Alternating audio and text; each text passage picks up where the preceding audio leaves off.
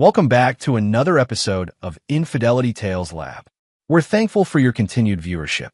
Before we begin, tell us, where in the world are you watching from? We love knowing our global reach. Now, let's dive into today's story. Chapter 1. The Perfect Life. Kyle Morrison stood in his suburban kitchen, watching the morning sun filter through white curtains as he sipped black coffee from his favorite mug. At 38, he carried himself with the quiet confidence of a man who'd seen the world's darkest corners and lived to tell about it.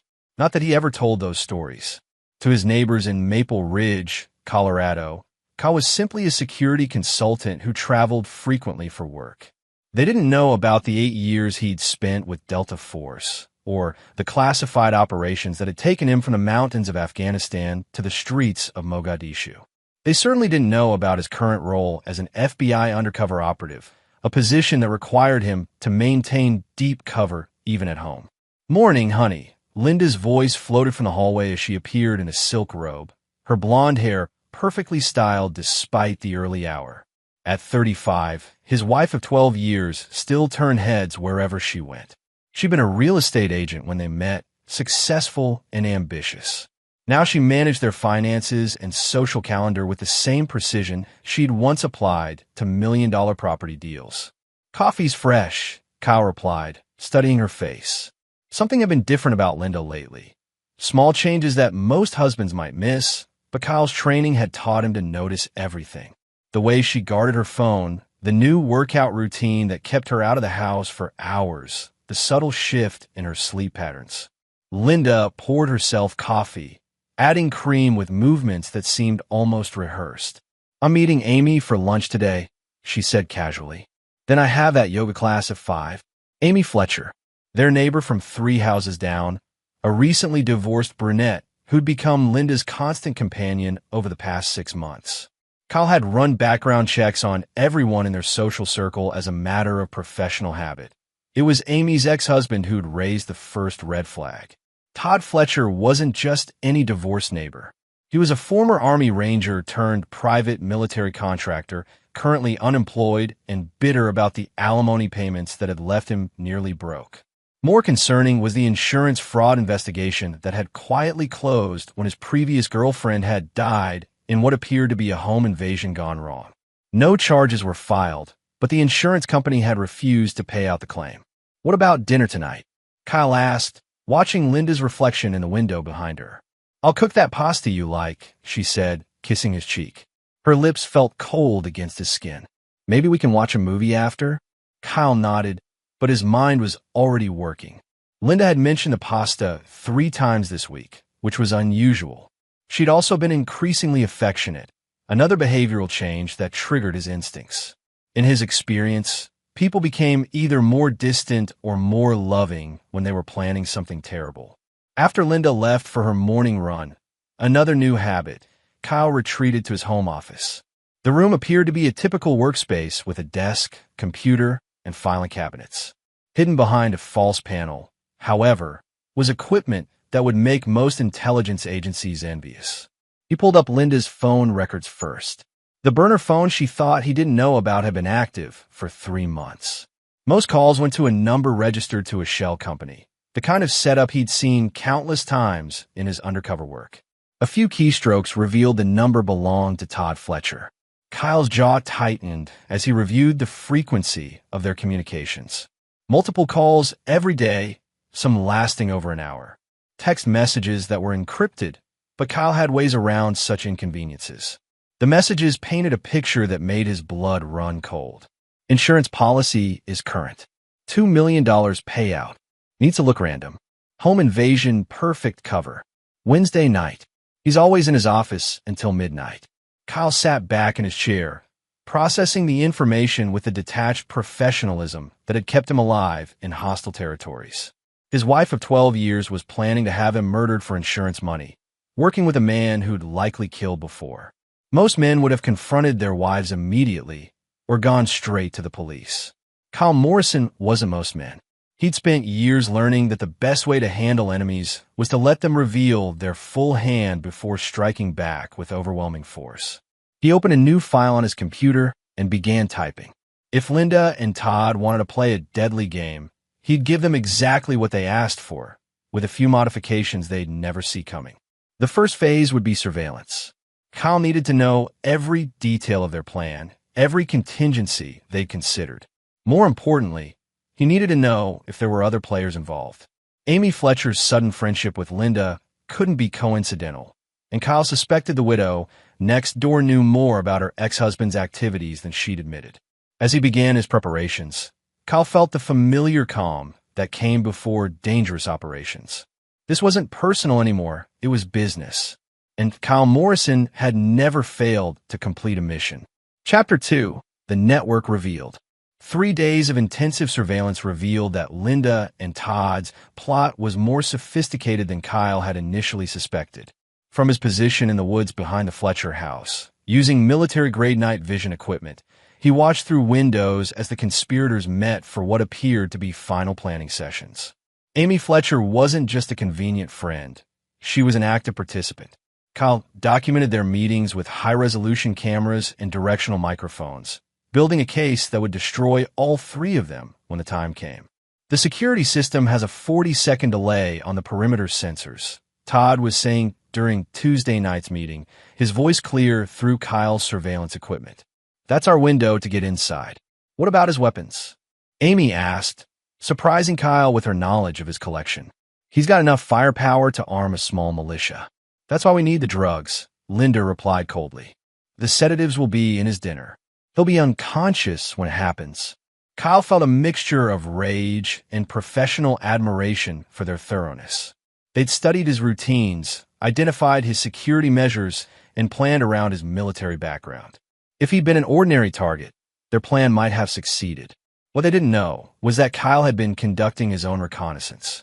Todd Fletcher's financial records revealed debts to some very dangerous people, the kind who collected payments in blood when cash wasn't available. Amy Fletcher had been receiving mysterious cash deposits that corresponded with her ex-husband's visits, suggesting she was being paid for her role in the conspiracy. Most interesting was what Kyle discovered about the insurance policy itself. Linda had increased his coverage 6 months ago, citing his dangerous job as justification. She'd also added a double indemnity clause for accidental death or murder, a detail that would pay out $4 million instead of $2 million. But the real revelation came when Kyle hacked into Todd Fletcher's email accounts. The former Ranger had been corresponding with someone using the alias Kingmaker, encrypted communications that referenced other jobs, other targets, other insurance payouts. Kyle cross-referenced the dates with unsolved murders across Colorado and Wyoming. The pattern was unmistakable.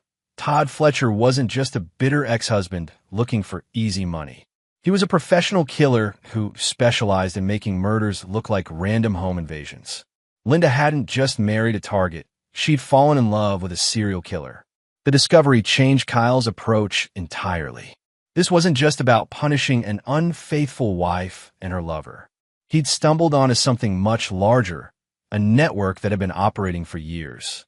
As an FBI operative, he had a duty to bring them all down. As a man whose wife had betrayed him in the most fundamental way possible, he had a personal score to settle. Kyle began preparing for the endgame. His plan required precision timing and the kind of misdirection that had made him legendary in special operations. Linda and Todd thought they were hunting him, but they were about to learn what it felt like to be prey. He started by planting evidence of his own investigation in places they'd eventually find it.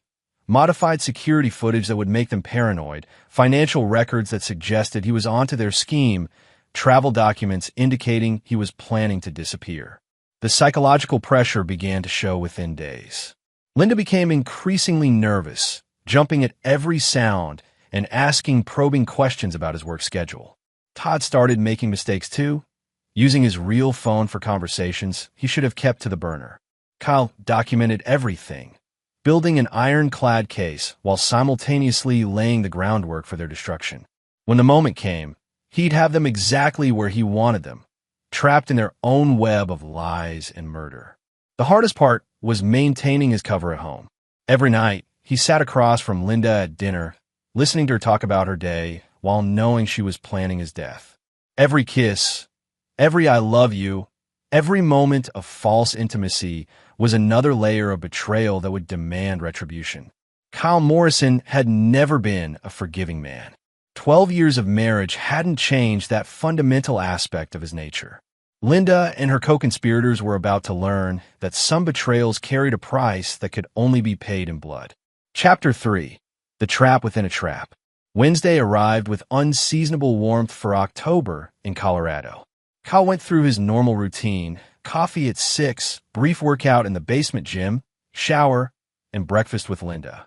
She seemed particularly affectionate that morning, which confirmed his suspicions about the timeline.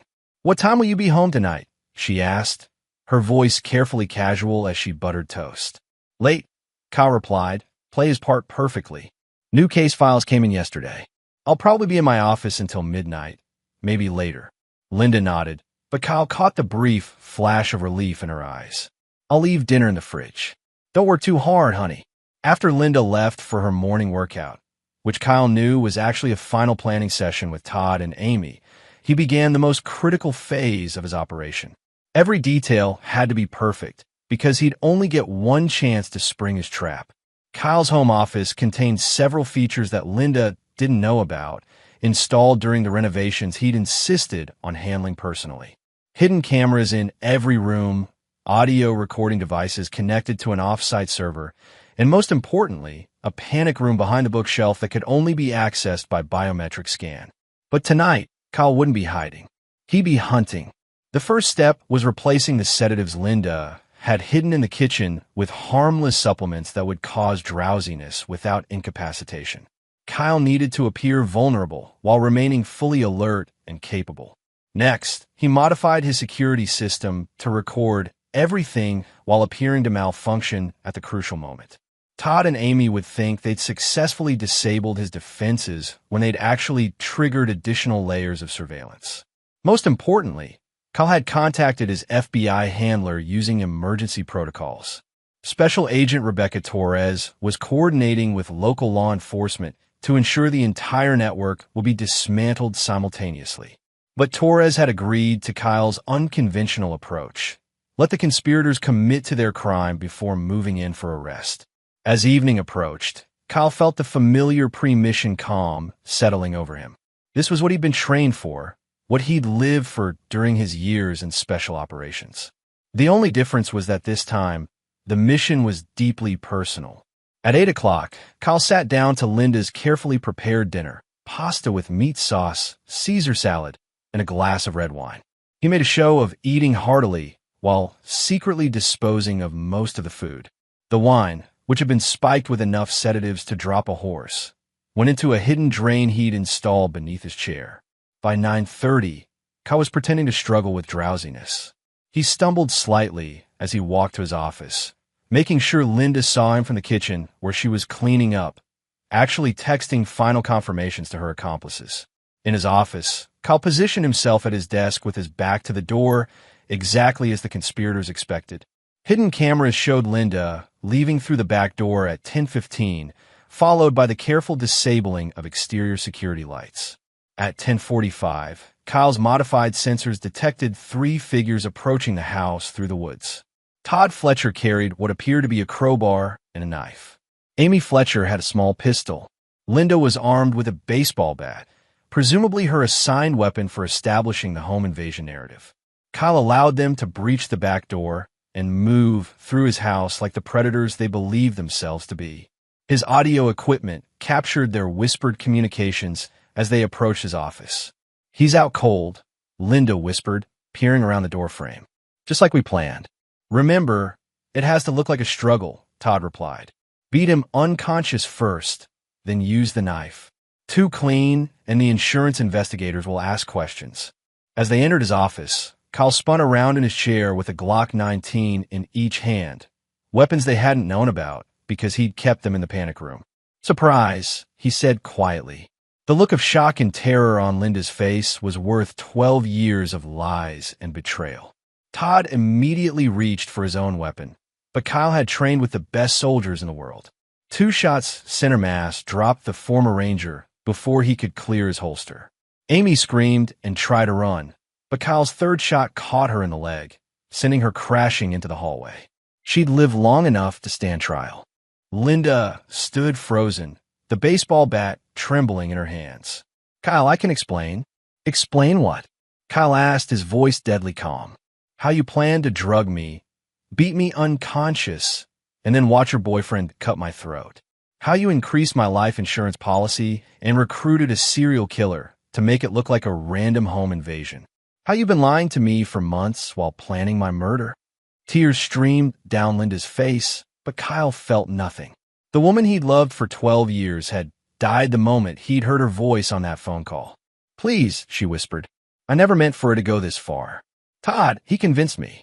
Todd Fletcher has killed at least 6 other people in similar schemes, Kyle interrupted. The FBI has been tracking him for 2 years. You didn't just betray your husband, Linda.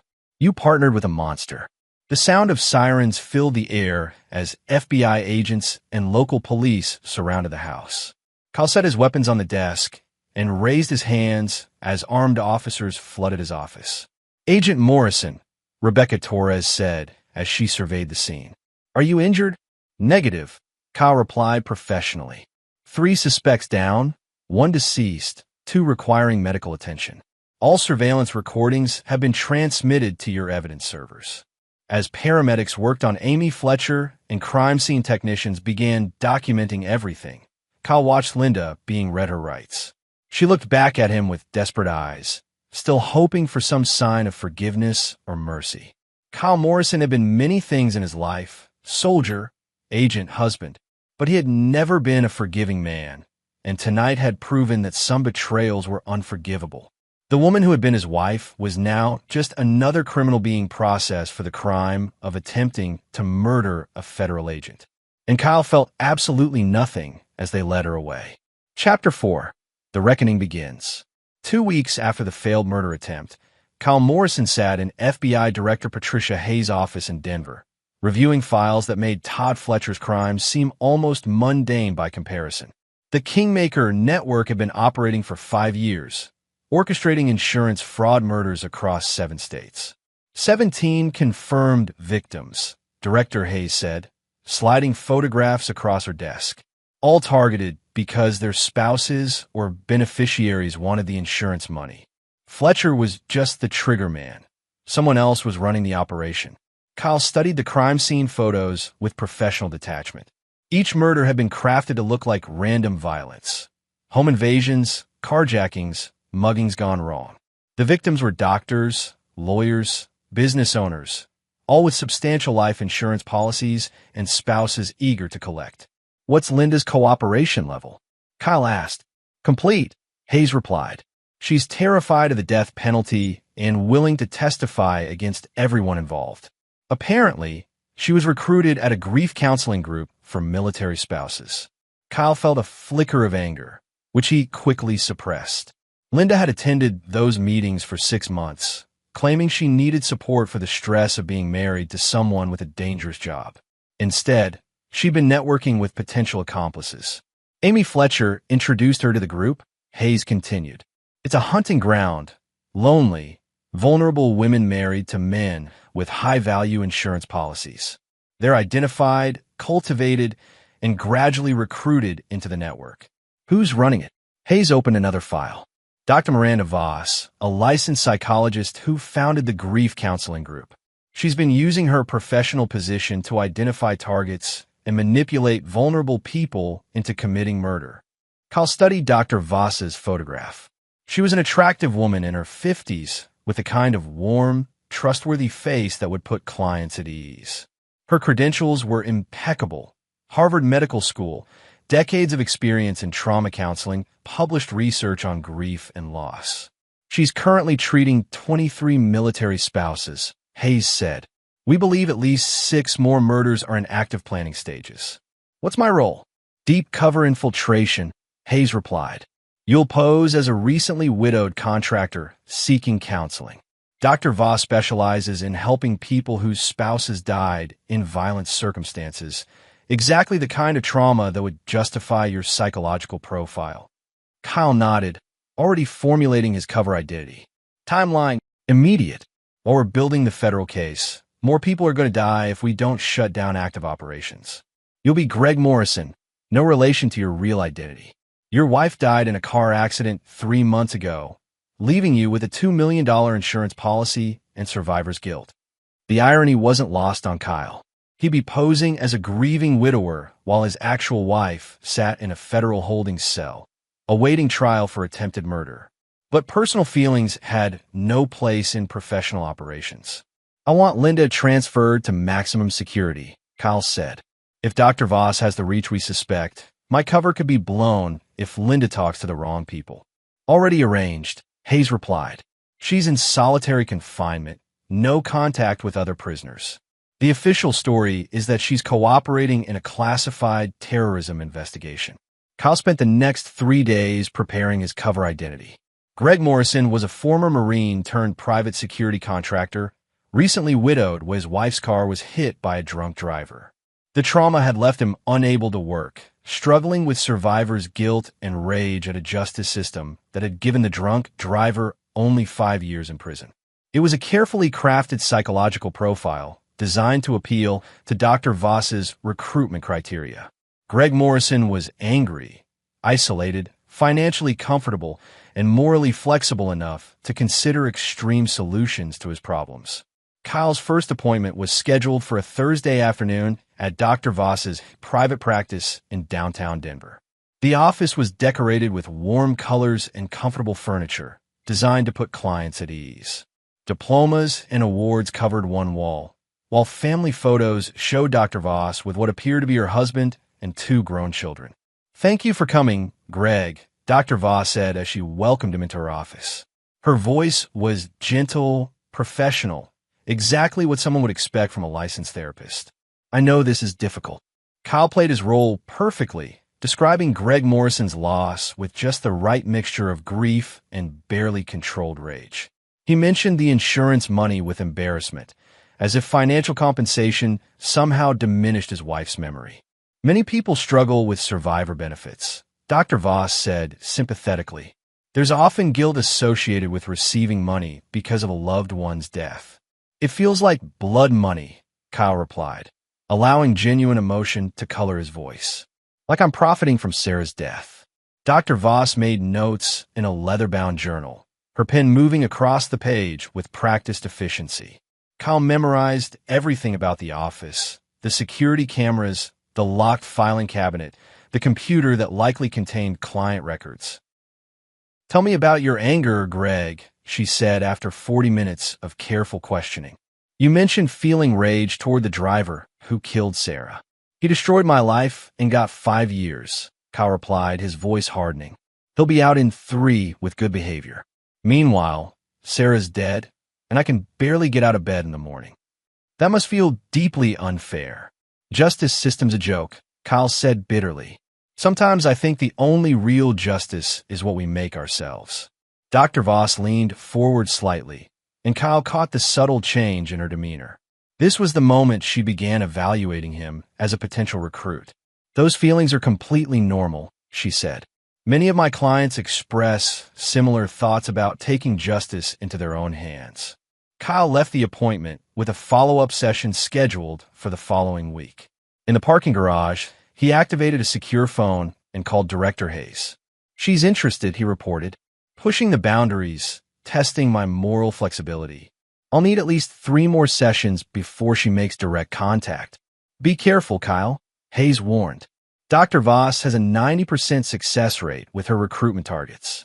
She's very good at manipulating people who are genuinely vulnerable." Kyle understood the warning. The best undercover operatives were those who could genuinely inhabit their cover identities, but that same ability made them vulnerable to psychological manipulation.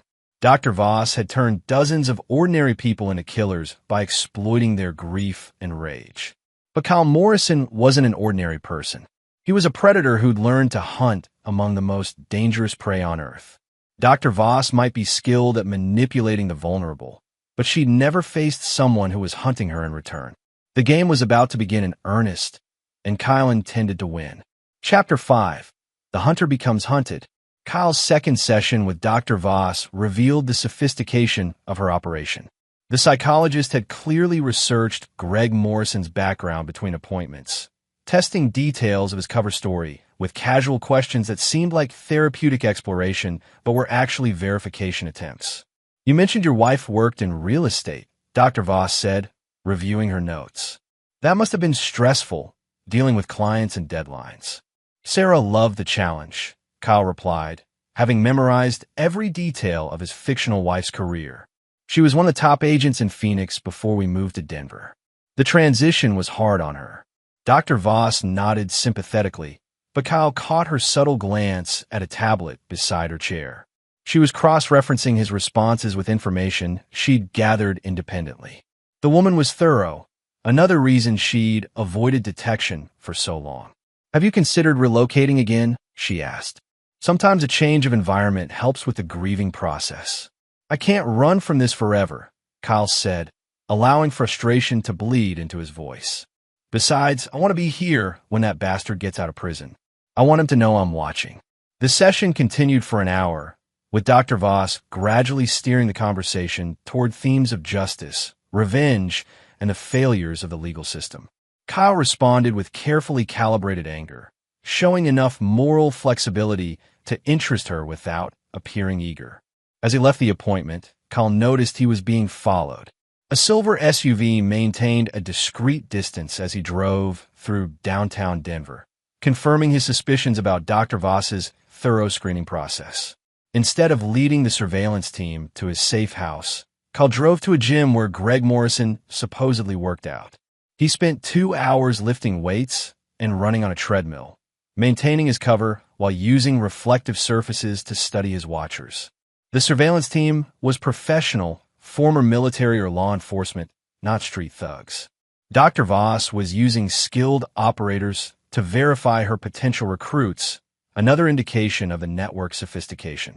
Kyle's third session took place the following Tuesday. This time, Dr. Voss introduced a new element to their discussions. "I'd like you to meet someone," she said after their regular hour of therapy. "Another client who's experienced similar loss. Sometimes group support can be more effective than individual counseling." The woman who entered the office was in her early 40s, attractive in a tired way that suggested recent trauma. She introduced herself as Patricia Wells, a widow whose husband had been killed in a workplace accident 6 months earlier. Patricia's husband was an electrician, Dr. Voss explained. He died because his supervisor cut corners on safety protocols. No criminal charges were filed. Kyle recognized the setup immediately. Patricia Wells was either another potential recruit or an established member of the network, brought in to test his reactions and build trust. Either way, she represented an escalation in Dr. Voss's recruitment process. "It's nice to meet someone who understands," Patricia said, her voice carrying genuine emotion. "Most people don't know what it's like to lose someone because of another person's negligence." Kyle played his role, expressing sympathy for Patricia's loss while sharing carefully edited details of his own fictional tragedy. The conversation felt natural, two grieving people finding comfort in shared experience. But Kyle remained alert for signs of manipulation. "Sometimes I fantasize about confronting the supervisor," Patricia admitted, "making him understand what his negligence cost me and my children." "I know exactly what you mean," Kyle replied. "I dream about the drunk driver every night. In my dreams, I make him pay for what he did to Sarah." Dr. Voss watched their interaction with the focused attention of a scientist studying laboratory subjects. Kyle realized this was likely how she identified compatible personalities, potential conspirators who could work together effectively. The session ended with Dr. Voss suggesting that Kyle and Patricia continue meeting outside of her office, perhaps for coffee or lunch. "Sometimes the most healing conversations happen in less formal settings," she said. Kyle agreed, knowing this was the next step in the recruitment process. As he left the office, he noticed the silver SUV was back, but this time there was a second vehicle, a black sedan that followed Patricia Wells when she departed. That evening, Kyle met with Director Hayes at a secure location in suburban Denver. The FBI had been monitoring Dr. Voss's communications and financial records, building a comprehensive picture of her network. Patricia Wells is legitimate, Hayes reported.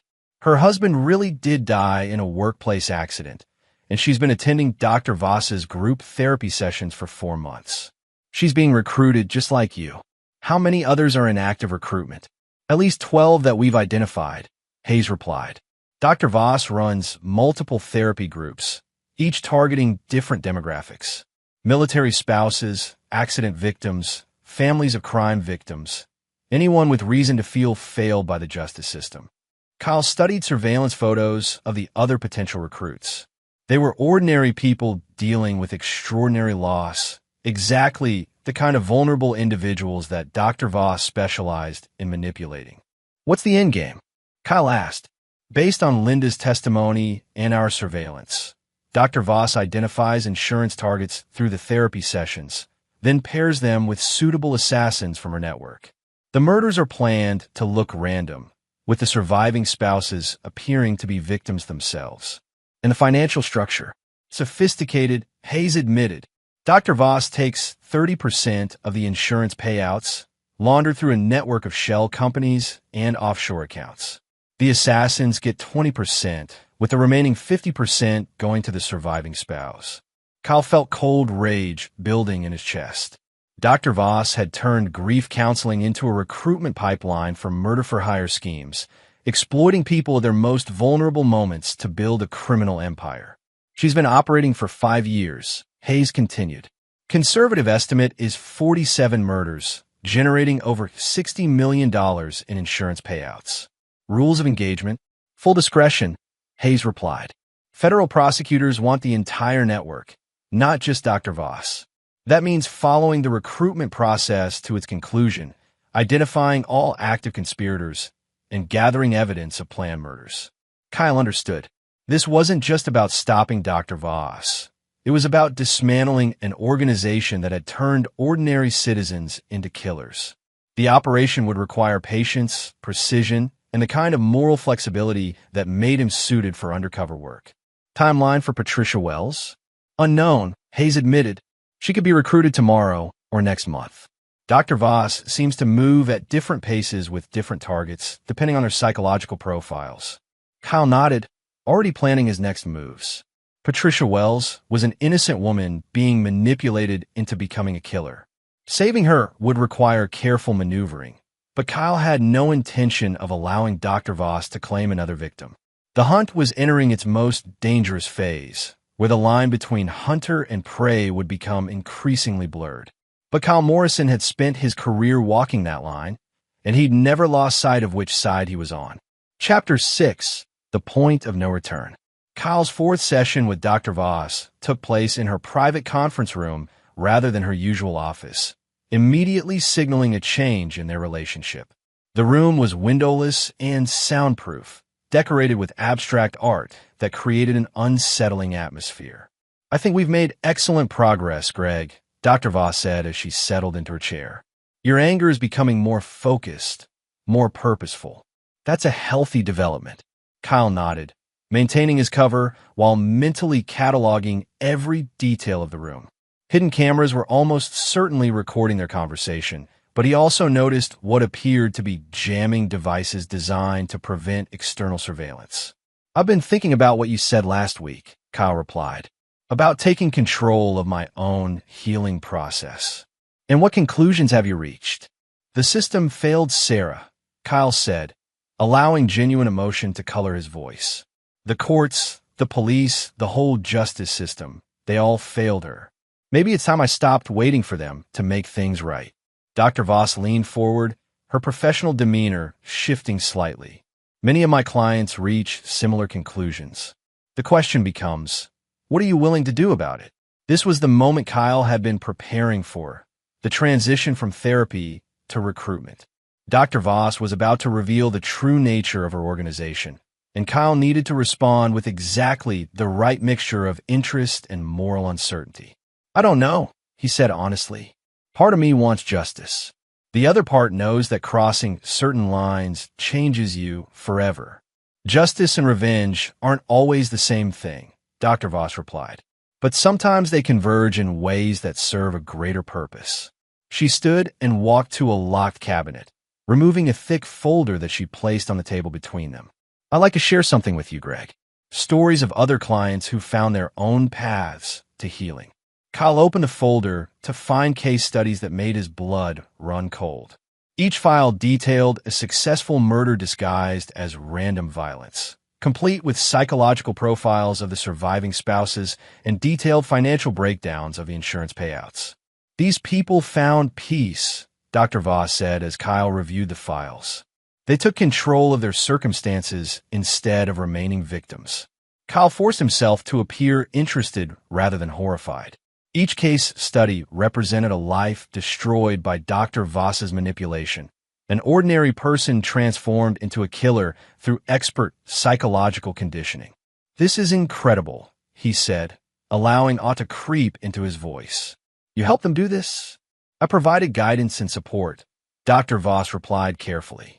"The decisions were always theirs to make." Kyle noticed that several files contained photographs and personal information about potential targets, people whose spouses were currently in Dr. Voss's therapy groups. The scope of her operation was even larger than the FBI had suspected. "What about Patricia?" Kyle asked, testing the boundaries of the conversation. "Patricia is still processing her options," Dr. Voss replied. "Her situation is more complex because of her children. Single mothers face unique challenges when seeking justice." Kyle understood the implication. Dr. Voss was using Patricia's children as leverage, exploiting her maternal instincts to push her toward murder. The psychologist wasn't just recruiting killers. She was systematically destroying families to build her criminal empire. "I want to help her," Kyle said impulsively, knowing it was what Dr. Voss wanted to hear. "That's exactly what I was hoping you'd say," she replied with a smile that didn't reach her eyes. "I think you and Patricia could be very good for each other." The session ended with Dr. Voss scheduling Kyle for what she called advanced counseling. Individual sessions focused on practical planning rather than emotional processing. She also arranged for him to meet Patricia Wells that evening at a restaurant downtown. Kyle left the office knowing he'd crossed a crucial threshold. Dr. Voss now viewed him as a committed recruit rather than a potential client, which meant the next phase of the operation would involve detailed planning for actual murders. As he drove to meet Patricia Wells, Kyle activated his secure communication device and updated Director Hayes on the day's developments. "She's accelerating the timeline," Hayes replied. "We're seeing increased activity across all her therapy groups." Something spooked her. Kyle felt a chill of apprehension. If Dr. Voss suspected law enforcement interest, she might be rushing to complete active operations before shutting down and disappearing. That would mean multiple murders happening simultaneously across several states. "Rules of engagement remain the same," Hayes continued. "We need the complete network, but protecting innocent lives takes priority." Kyle understood. If forced to choose between maintaining his cover and preventing murders, he was authorized to break operational security to save lives. His meeting with Patricia Wells took place at a quiet restaurant in Cherry Creek, upscale enough to ensure privacy, but casual enough to appear natural. Patricia arrived looking nervous but determined, clearly having received instructions from Dr. Voss about the evening's agenda. "I'm glad you wanted to meet," she said as they settled into a corner booth. "Dr. Voss says you've been very helpful with your perspective on justice." Kyle studied Patricia's face, seeing the combination of grief, anger, and moral uncertainty that made her vulnerable to Dr. Voss's manipulation.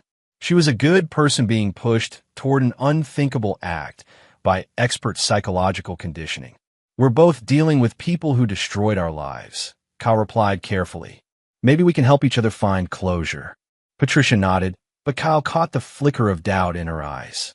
Unlike Linda, who had embraced the opportunity for murder and financial gain, Patricia Wells was struggling with the moral implications of what Dr. Voss was asking her to do. "Tell me about your husband's supervisor," Kyle said, following the script he knew Dr. Voss expected. Patricia's expression hardened as she described the man whose negligence had killed her husband. The supervisor had a history of safety violations, had been drunk on the job multiple times, and had actively covered up the conditions that led to the fatal accident. "He's still working," Patricia said bitterly. "Same job, same company, probably cutting the same corners that killed David. Nobody cares because he's management and my husband was just an electrician. Kyle recognized the genuine pain in her voice, the sense of injustice that Dr. Voss had expertly cultivated and directed toward murderous intent. Patricia Wells wasn't evil. She was a grieving widow who'd been systematically manipulated by a master predator. "What does Dr. Voss want you to do?" Kyle asked directly. Patricia looked around nervously before answering. "She says the supervisor has a wife and children. She says if something happened to him, something that looked random, his family would get a large insurance settlement. She says it will be justice for both of us."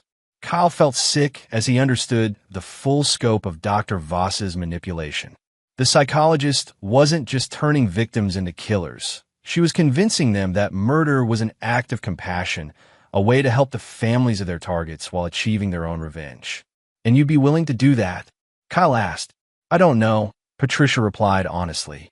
"Part of me wants him to suffer like I've suffered. But I keep thinking about his children and what losing their father would do to them." Kyle saw his opportunity. Patricia Wells still had functioning moral instincts, which meant she could potentially be saved from Dr. Voss's influence. But doing so would require careful maneuvering that wouldn't compromise his overall mission. "Maybe there's another way," he said carefully. "Maybe we can find justice without destroying innocent families." Patricia looked at him with desperate hope, and Kyle realized he was now walking the thinnest of lines. He had to maintain his cover while preventing Patricia from becoming a killer, all while gathering evidence against Dr. Voss's entire network. The end game was approaching, and Kyle Morrison had never faced a more complex challenge. Chapter 7: The Web Titans. Kyle's next session with Dr. Voss took place in a different location entirely, a private office in an industrial complex on Denver's outskirts. The change of venue signaled that he'd been accepted into the network's inner circle, but it also meant increased security and surveillance. "Welcome to the real work, Greg," Dr. Voss said as she led him through a maze of corridors to a conference room equipped with multiple monitors and sophisticated communication equipment. "This is where we plan actual solutions." Kyle counted at least 6 security cameras and noted the presence of 2 men who were clearly armed security personnel.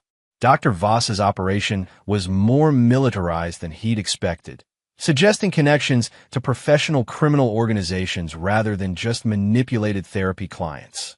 "I want to show you something," Dr. Voss continued, activating one of the monitors. The screen displayed a detailed dossier on Patricia Wells' target, her dead husband's supervisor, complete with home address, daily routines, security systems, and family information. Marcus Webb, age 47, married with 3 children, Dr. Voss read from the file. Lives in a suburban neighborhood with minimal security.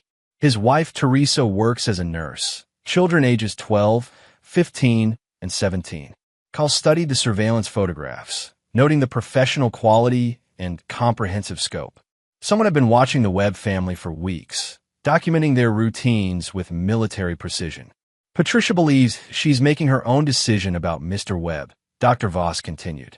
"But we both know she needs guidance to follow through effectively." "What kind of guidance?" Kyle asked. Dr. Voss opened another file, revealing detailed plans for Marcus Webb's murder. The scenario was designed to look like a carjacking gone wrong, with Webb being killed while leaving his office late one evening. Patricia would provide an alibi by being seen at a grief counseling group meeting on the other side of town. "The beauty of this approach," Dr. Voss explained, "is that Patricia genuinely believes she's acting alone. If anything goes wrong, there's no connection to our organization." Kyle realized he was looking at the operational template that had been used for dozens of murders over the past 5 years. Dr. Voss didn't just recruit killers. She provided them with detailed murder plans while maintaining plausible deniability. "What's my role?" he asked. "You'll be Patricia's partner," Dr. Voss replied. "Someone to provide emotional support and ensure she follows through. In exchange, we'll help you deal with your own justice problem."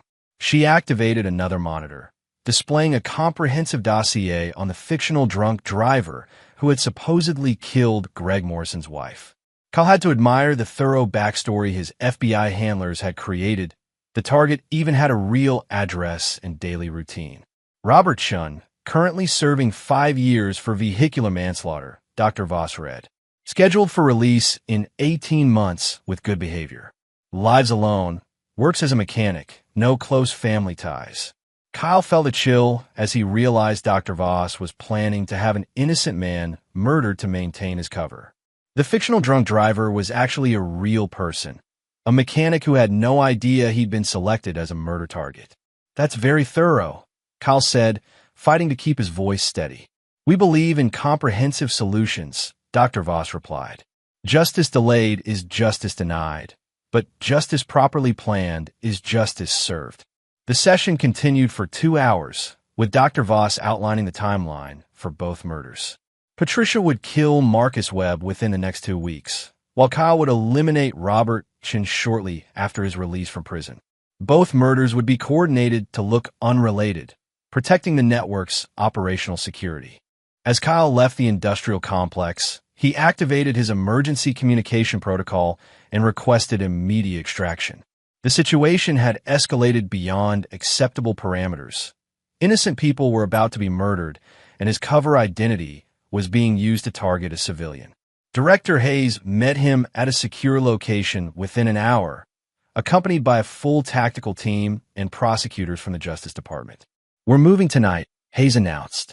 Dr. Voss has accelerated operations across all her networks. We've identified 17 potential murders scheduled for the next month. Kyle reviewed the operational briefing with growing alarm. Dr. Voss had been busier than anyone suspected, running recruitment operations in 6 different states with dozens of active conspirators. The network included not just manipulated therapy clients, but also professional criminals who handled logistics, surveillance, and operational security. What about Patricia Wells? Kyle asked. She's been arrested, Hayes replied. Picked up an hour ago on conspiracy charges. She's cooperating fully and will testify against Dr. Voss in exchange for reduced charges. Kyle felt relief that Patricia had been saved from becoming a killer, but the broader situation remained critical. Dr. Voss still had multiple operations in progress, and she'd proven capable of adapting quickly to changing circumstances. The industrial complex is our primary target, Hayes continued. Full tactical assault at 0300 hours. Your job is to identify key personnel and ensure no evidence is destroyed. Kyle studied the floor plans and personnel files, noting potential escape routes and defensive positions. Dr. Voss had chosen her location well, multiple exits, defensible positions, and enough advance warning to destroy critical evidence if law enforcement approached carelessly. She'll have contingency plans, Kyle warned.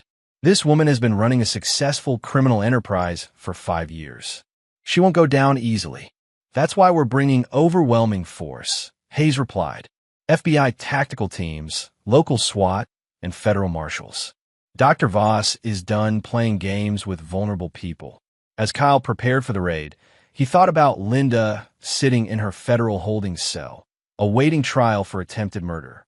His wife had been Dr. Voss's first failure, a recruitment that had led to exposure rather than success. The irony was bitter but satisfying. Dr. Miranda Voss had spent years turning grief into murder, exploiting the most vulnerable people in society to build her criminal empire. Tonight, she would learn what it felt like to be hunted by someone who understood exactly how predators operated. Kyle Morrison had been patient, professional, and methodical throughout the investigation. Now it was time to end the game, and he intended to make sure Dr. Voss never had the opportunity to manipulate another grieving family. The hunt was nearly over, and Kyle felt the familiar calm that came before decisive action. Some predators could be captured and caged. Others had to be destroyed completely to protect innocent people from their hunger. Dr. Voss was about to discover which category she belonged to. Chapter 8, The Final Hunt. The industrial complex was a fortress in the pre-dawn darkness, but Kyle Morrison had spent years learning how to breach fortified positions. As the FBI tactical team prepared for their assault, Kyle studied the building through night vision scopes, identifying security cameras, motion sensors, and potential defensive positions. Target building has 4 armed guards on perimeter, he reported through his communication headset. rotating patrols every 15 minutes, with blind spots on the north and east sides. Director Hayes coordinated the assault from a mobile command center, monitoring communications and surveillance feeds from multiple agencies. Dr. Voss is still inside, she confirmed. Thermal imaging shows at least 12 people in the main conference room. Kyle checked his equipment one final time. Unlike the other agents, he wasn't planning to make arrests. His role was intelligence gathering and target identification. But he also carried enough firepower to handle unexpected complications, because Dr. Voss had proven herself capable of extreme measures. All teams in position, Hayes announced over the tactical frequency. Commence operation in 3, 2, execute. Kyle moved through the darkness with the fluid precision of a predator returning to familiar territory. While the main assault teams breached the primary entrances, he used a service corridor to access the building's interior undetected. The first thing Kyle noticed was the silence. A facility that should have been bustling with activity was eerily quiet, suggesting that Dr. Voss had detected the law enforcement presence and activated defensive protocols. Kyle's suspicions were confirmed when he reached the main conference room and found it empty, except for a single note taped to the table. "Agent Morrison, I've been expecting you." The realization hit him like ice water. Dr. Voss had known about his undercover operation from the beginning, had been playing him just as expertly as she'd manipulated her therapy clients. Kyle activated his emergency communication device, but found only static. The building was being jammed. "Looking for these?" Dr. Voss's voice came from speakers hidden throughout the room. "I'm afraid your FBI friends are experiencing some technical difficulties." Kyle drew his weapon and moved toward the exits, but found them sealed with electromagnetic locks that wouldn't respond to his override codes.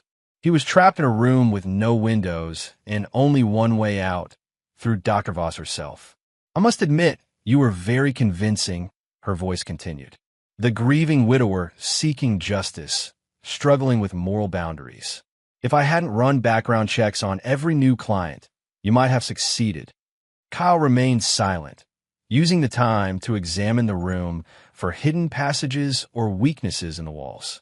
Dr. Voss was talking to keep him distracted while she implemented whatever final gambit she'd prepared. "Your wife Linda was quite helpful," Dr. Voss continued. "Amazing how much information people reveal when they think they're about to die. She told Todd Fletcher all about your military background, your FBI position, even your operational methods."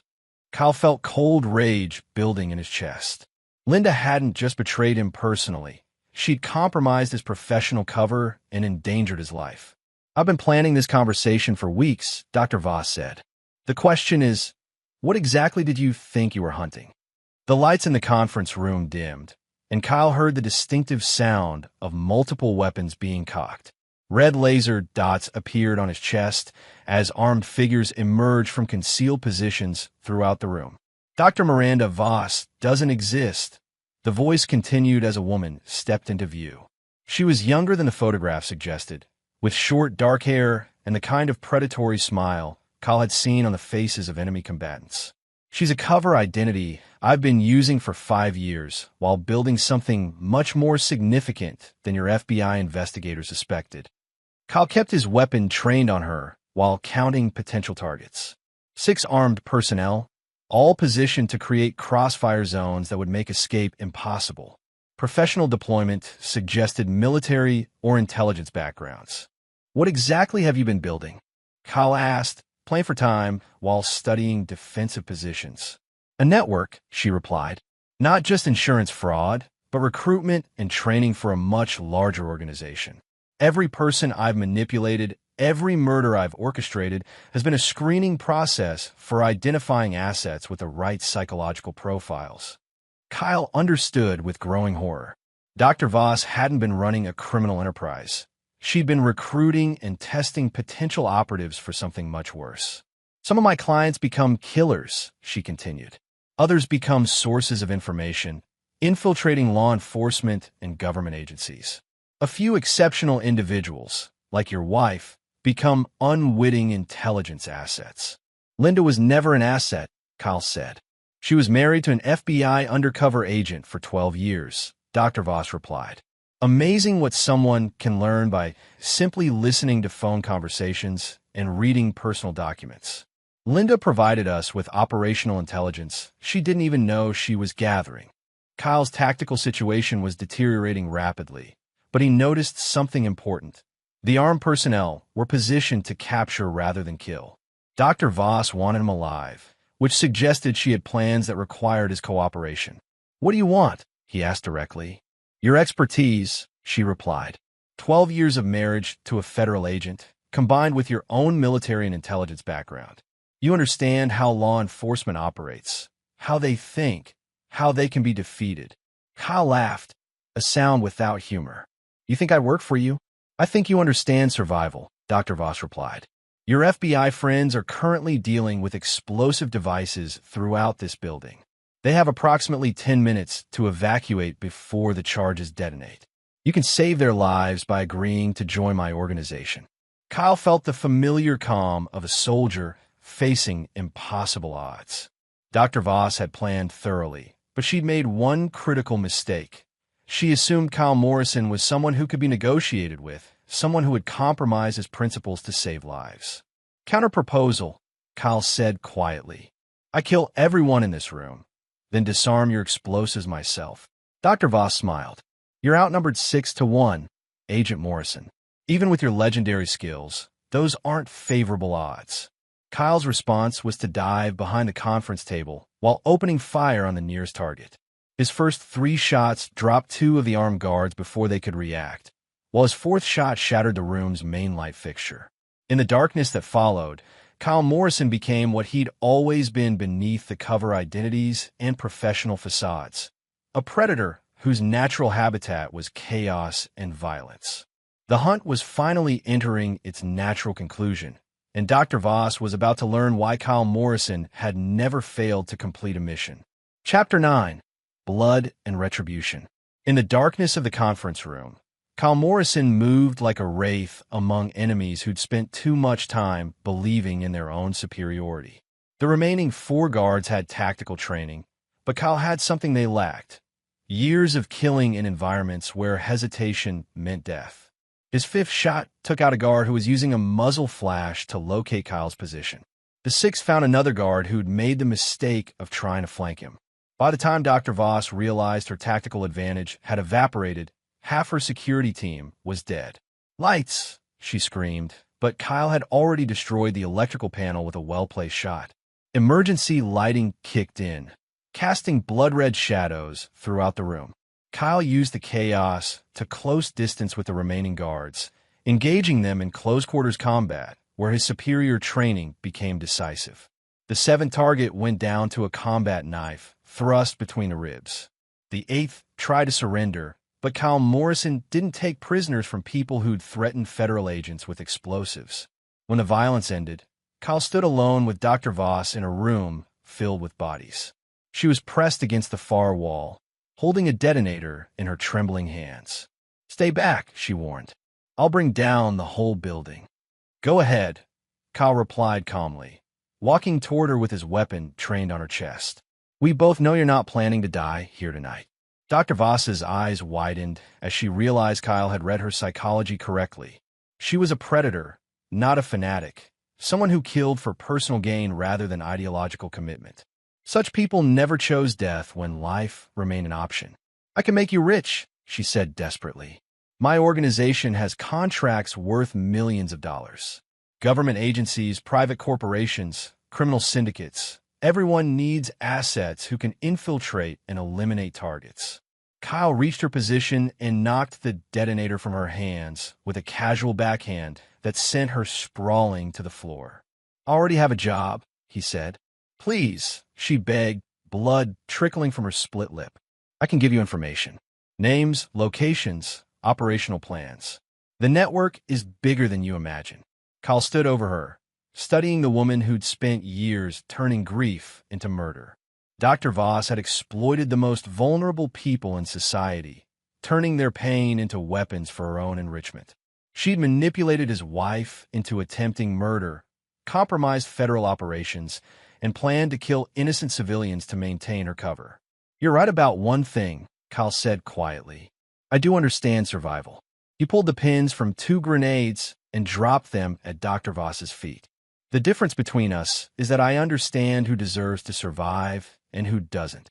Kyle was already moving toward the emergency exit when the explosions lit up the conference room. The electromagnetic locks had been disabled by the blast, allowing him to escape the building as FBI tactical teams breached the perimeter. Director Hayes found him in the parking lot, watching smoke pour from the industrial complex's windows. "Status report," she demanded. "Dr. Voss is dead," Kyle replied, "along with her security team and any explosives they might have planted." Hayes studied his face in the reflected light of the burning building. "The official report will show she died resisting arrest during a federal raid. You were never inside the building." Kyle nodded, understanding the necessity of maintaining operational security. His methods might not have been strictly legal, but they'd been effective in ways that a traditional arrest could never accomplish. "What about the network?" Hayes asked. "We have enough evidence from the files to roll up the entire operation," Kyle replied. 17 states, dozens of active conspirators, and a client list that reads like a who's who of organized crime. 3 weeks later, Kyle Morrison sat in a federal courtroom watching Linda testify against her former co-conspirators. She looked smaller than he remembered, diminished by months in federal custody and the knowledge that her decisions had led to multiple deaths. When she finished her testimony, Linda looked directly at Kyle for the first time since her arrest. Her eyes held desperate hope for some sign of forgiveness, some indication that their 12 years of marriage had meant something. Kyle stared back with the expression of a man looking at a stranger. Whatever love he'd felt for Linda Morrison had died the moment he'd heard her planning his murder. The woman in the witness box was just another criminal whose testimony would help convict other criminals. Linda's face crumpled as she understood. Kyle Morrison was not a forgiving man, and some betrayals could never be forgiven or forgotten. She'd chosen Todd Fletcher and his promises of easy money over the husband who would have died for her. Now she would live with the consequences of that choice for the rest of her life. After the trial, Kyle returned to his work with the FBI, specializing in undercover operations that required his particular combination of skills and moral flexibility. He never remarried, never trusted anyone enough to share the deeper truths of his nature. The house in Maple Ridge was sold, the proceeds donated to a charity for military families.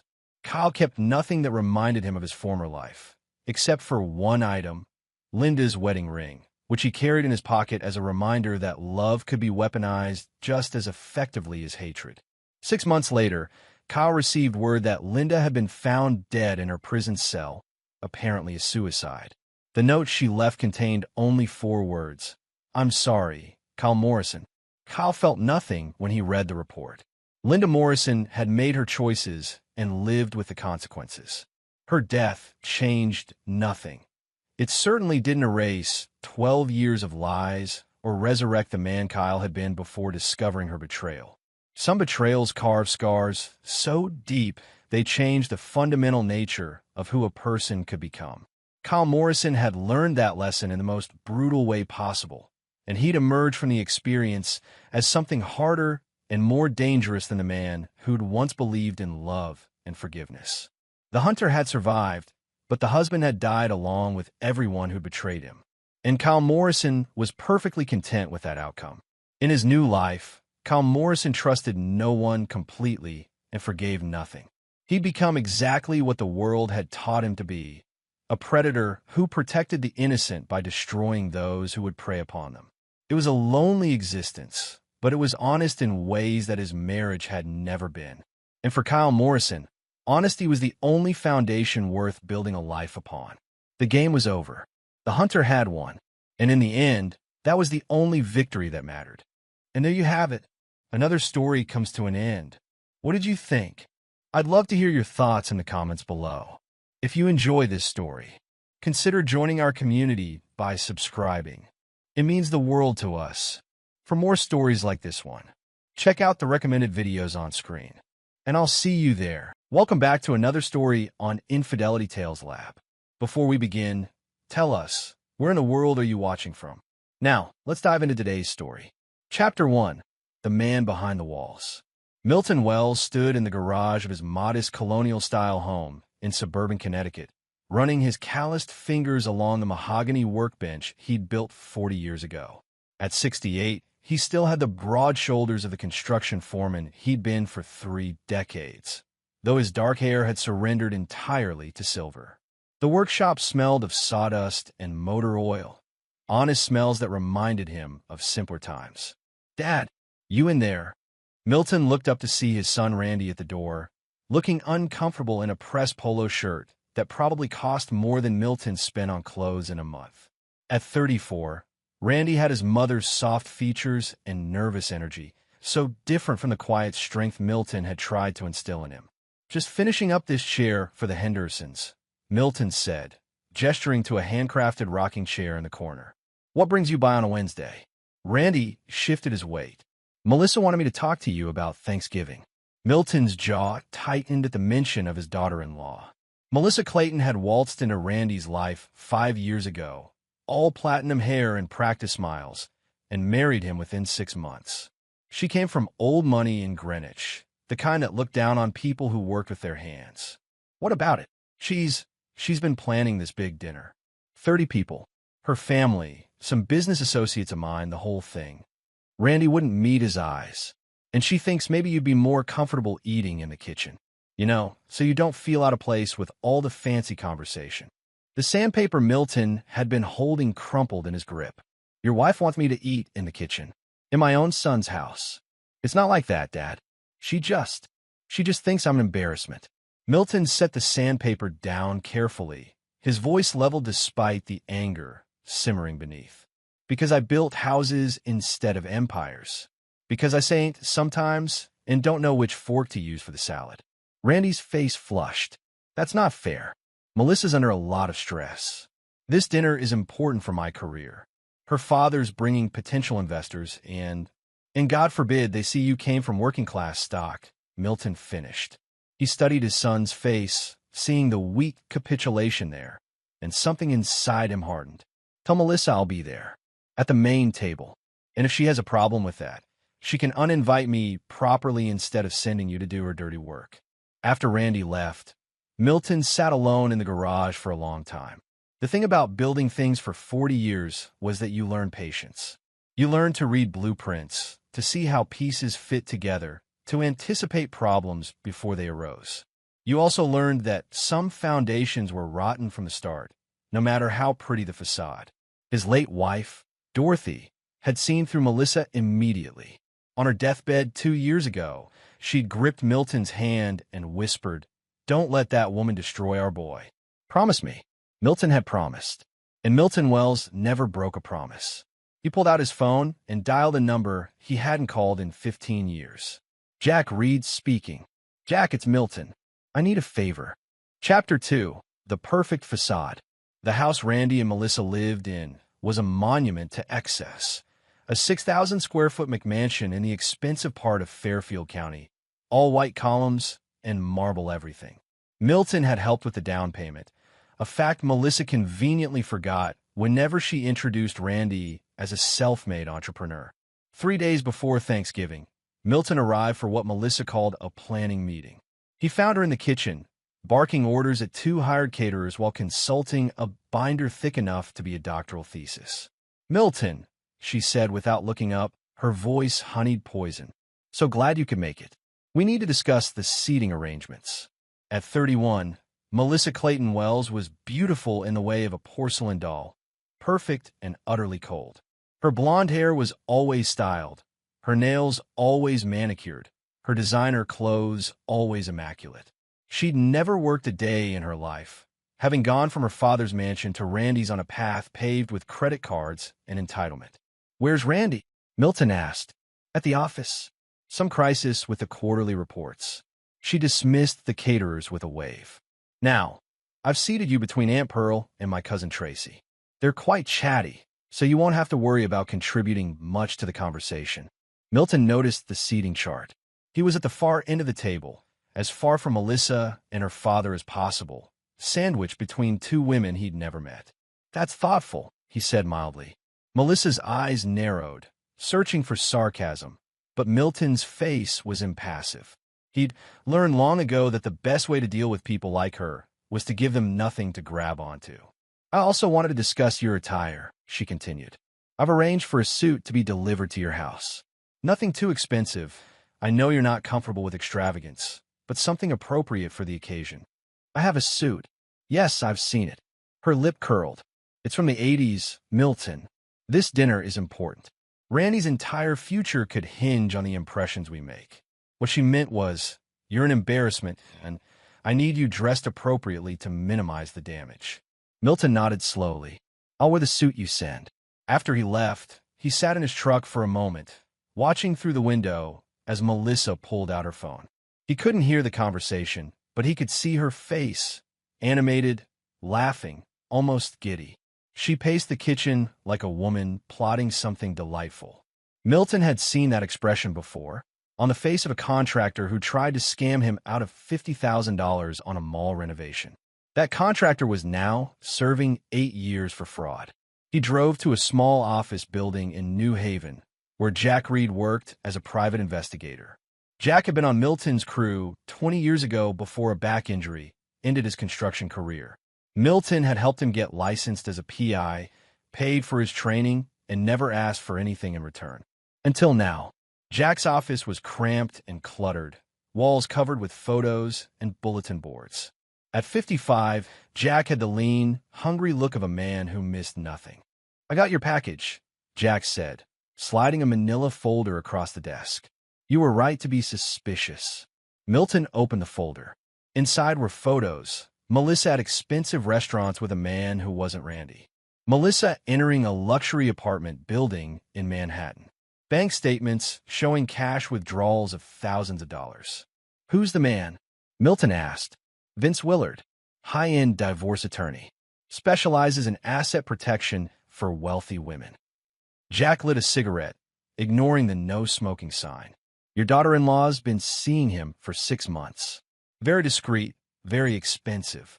She's planning to divorce Randy. More than that, Jack pulled out another document. I've got a source at her father's law firm. Melissa's been moving assets around, setting up trusts, creating paper trails that make it look like Randy's been embezzling from his own company. When she pulls the trigger, she's going to take everything. The house, the business, Randy's reputation. She'll paint him as an abusive, unstable fraudster. Milton's hands clenched. And my son has no idea. She's been playing him like a fiddle. The sad thing is, I found evidence she's been doing this from the beginning. She targeted him specifically because his business was growing and you'd help finance it. She researched you both before she ever accidentally met Randy at that charity gala.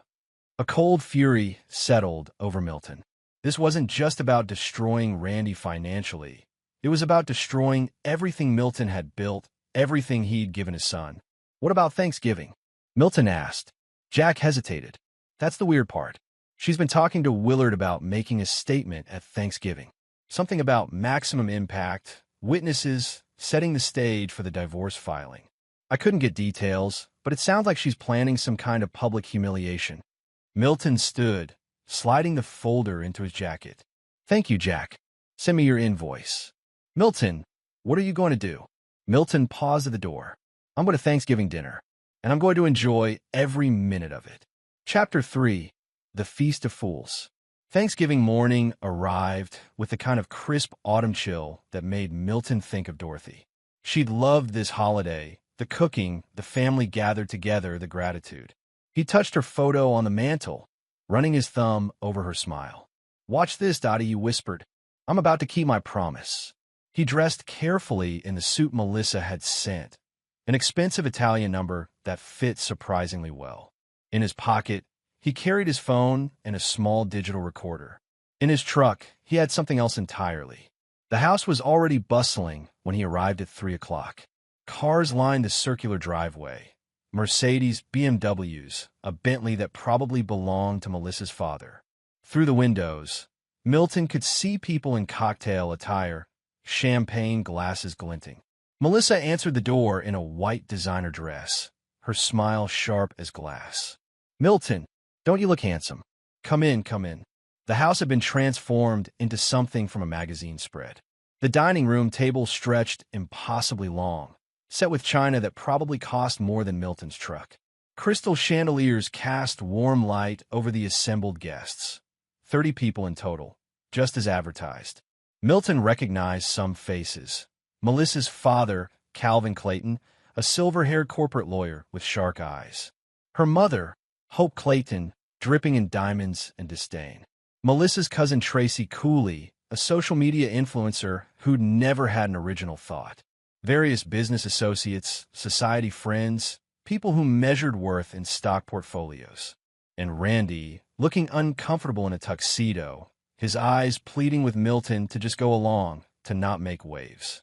Everyone, Melissa announced, her voice carrying across the murmur of conversation.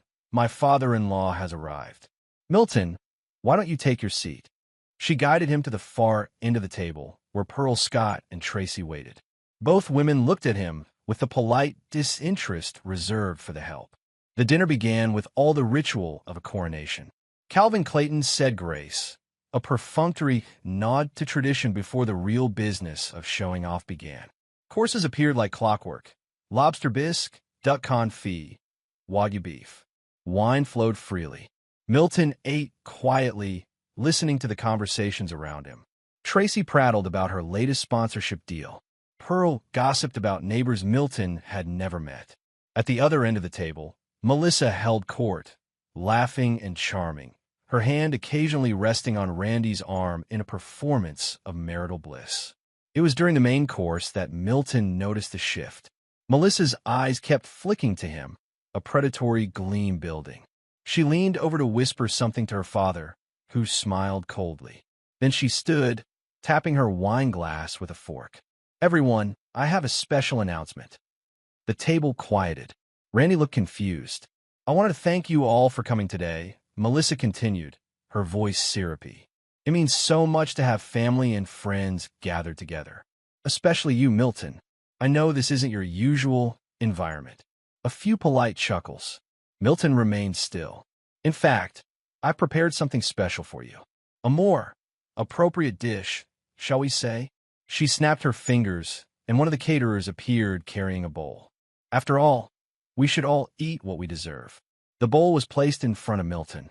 It was dog food, the kind that came in chunks with gravy. The smell wafted up, unmistakable. The table went silent. Shock registered on faces. Even Calvin Clayton looked taken aback. Melissa's smile was triumphant, cruel. Eat this, you old mutt. It's all you deserve. She expected him to explode, to make a scene, to give her the excuse she needed to paint him as unstable and unhinged in front of 30 witnesses. That was the plan. Humiliate him publicly, provoke a reaction, document it for the divorce proceedings. But Milton had built buildings for 40 years. He knew how to stay calm when the foundation shook. He pulled out his phone and made a single call. Now, he said simply. Then he looked up at Melissa, his voice carrying across the stunned silence. Enjoy your last Thanksgiving here. Melissa's smile faltered. What are you? The doorbell rang, and rang again, and again. Through the windows, Milton could see cars pulling up. Lots of cars. The first person through the door was Jack Reed, carrying a briefcase. Behind him came 2 police officers Milton recognized from the construction of the new precinct building. Melissa Clayton Wells, one of the officers, said, "We have some questions about financial fraud and identity theft." Melissa's face went white. This is ridiculous. I haven't. We also have a warrant to search the premises, the officer continued, related to an ongoing investigation into conspiracy to commit fraud. Behind the police, more people entered. Randy's business partner, looking grim, an IRS agent, and finally, stepping through with the quiet authority of a man who owned half the town, Judge Albert McCoy, who'd been Dorothy's cousin and had been looking for a reason to take down Calvin Clayton's crooked legal empire for years.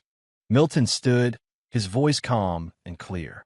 2 months ago, my friend Jack began investigating my daughter-in-law. What he found was a pattern of fraud going back years.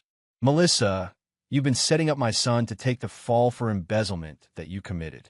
You've been moving money, creating false documents, all while planning to divorce him and destroy his reputation. That's insane. Melissa shrieked, but her eyes darted to the door like a trapped animal.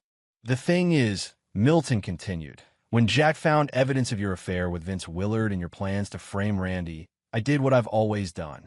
I built a better foundation." He nodded to Jack, who opened the briefcase. "We have recordings," Jack said, spreading documents across the table. "Melissa discussing the frame-up with Willard. We have bank records showing she's been systematically draining Randy's company accounts. We have emails between her and her father about manipulating the business to tank its value before the divorce." Calvin Clayton stood abruptly. "This is entrapment." "No," Judge McCoy interrupted, his voice cold. "This is justice. And Calvin, we both know your firm has been under investigation for ethics violations. Having your daughter caught in a fraud conspiracy isn't going to help that situation." The room erupted in chaos. Guests scrambled for exits. Hope Clayton burst into tears. Tracy fumbled with her phone, probably trying to figure out how to spin this for her followers. And Randy just stared at Melissa with dawning horror. "You are going to destroy me," he whispered. Melissa's mask finally cracked. "You were nothing when I met you. Just another middle-class nobody with a small business.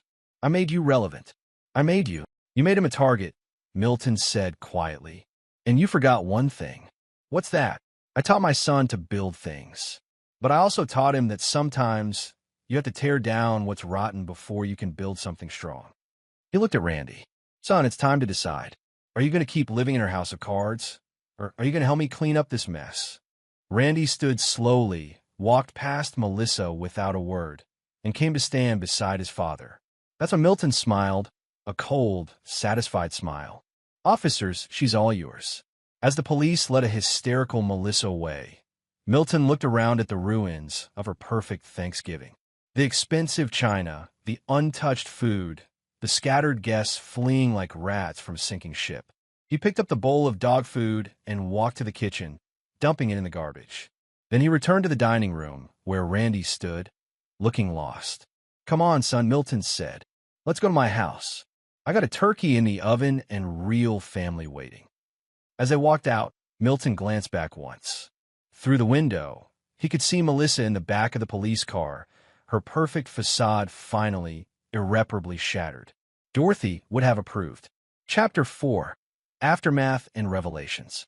The morning after Thanksgiving, Milton's kitchen table was covered in legal documents, coffee cups, and the remnants of leftover turkey sandwiches.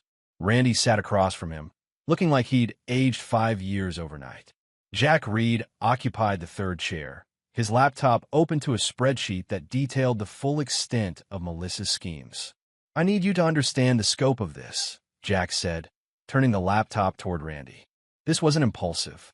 She's been planning it for at least 3 years, probably from the moment she realized your business was growing faster than expected." Randy's hands trembled as he scrolled through the files. "She took $200,000 from the company accounts?" "Closer to 300, Jack corrected. "But she did it in small increments, buried in legitimate expenses, routed through shell companies her father helped her set up. If you try to fight the divorce on your own, you'd have looked like the criminal." "How did you catch her?" Randy asked his father. Milton leaned back in his chair, remembering that first moment of suspicion 6 months ago. It was small things. The way she'd steer you away from certain financial discussions. How she'd always volunteer to handle the company bookkeeping even though you had an accountant. But what really got my attention was when she tried to get you to sign those life insurance documents. The ones where I made her the sole beneficiary, with a $5 million payout. Milton's jaw tightened. "Your mother warned me about Melissa from the start. Said there was something calculating in her eyes. I thought Dorothy was just being protective, but she'd always been a better judge of character than me." Jack interjected. "Once Milton hired me, I started following the money. That led to Vince Willard, the divorce attorney. Willard's office was sloppy. They used a shared server that my contact was able to access. We found the whole playbook, when she'd file for divorce, how she'd claim abuse to get an emergency restraining order, the media strategy to destroy your reputation." Randy put his head in his hands. "I loved her. I really thought. She's a predator," Milton said flatly. "Some people are. You can't blame yourself for that." A knock at the door interrupted them. Milton opened it to find Albert McCoy, the judge, holding a thick folder and looking tired despite the early hour.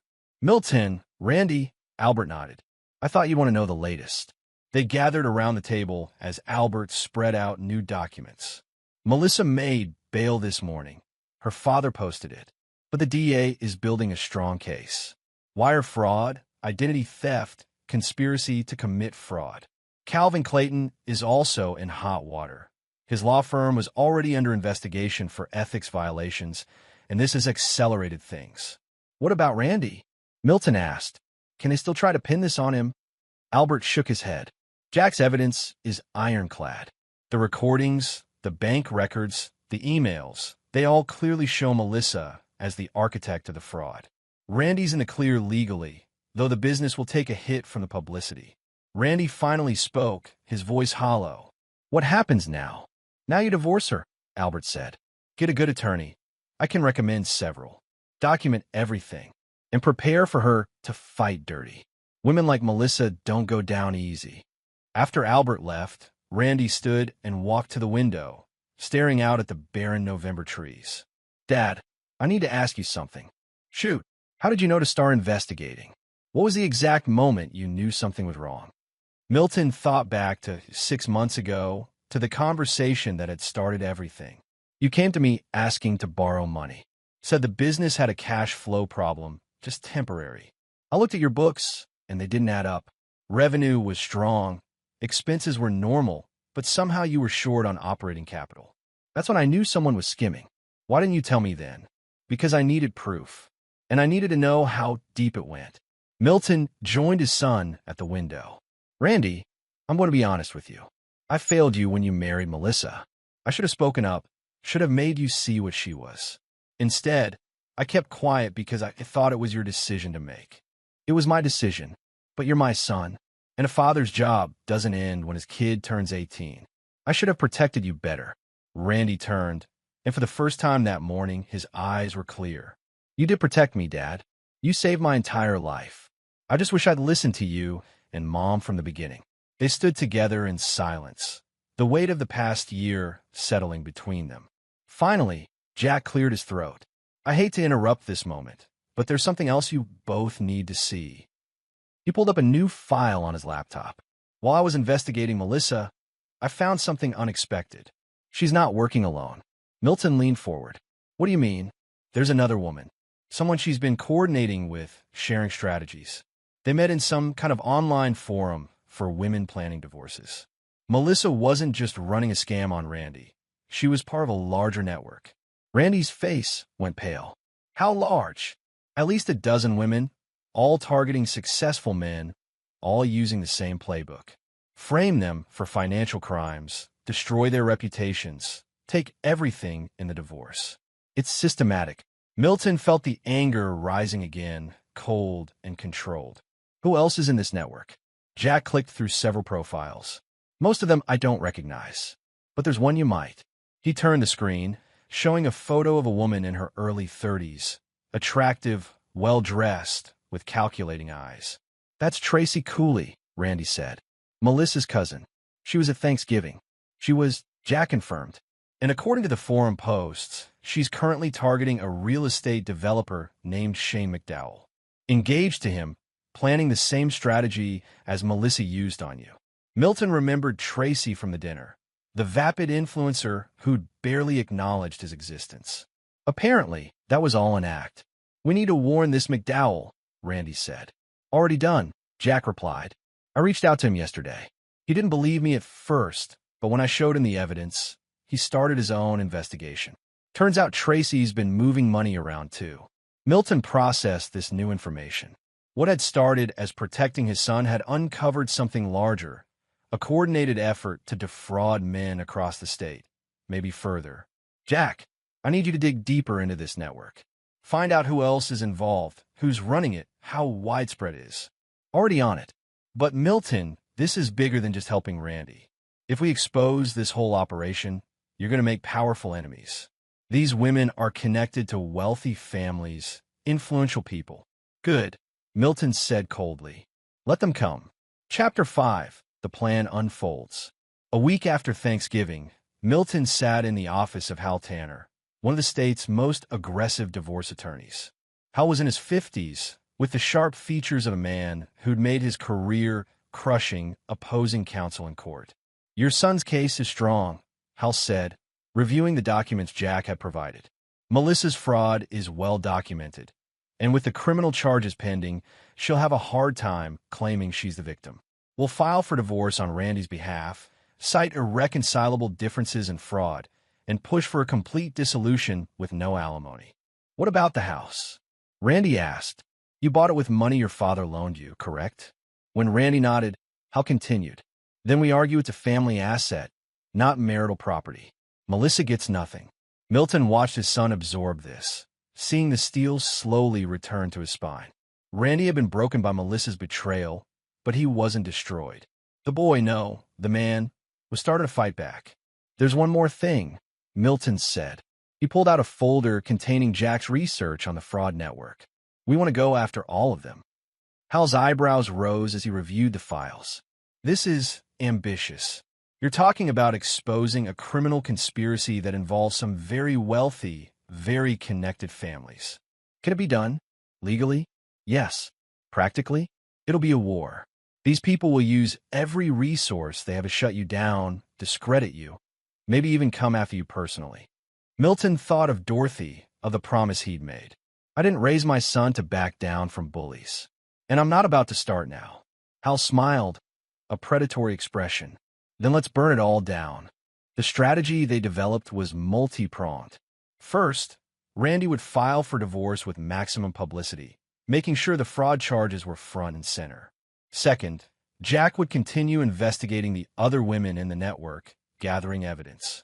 Third, they'd reach out to the other men being targeted, building a coalition.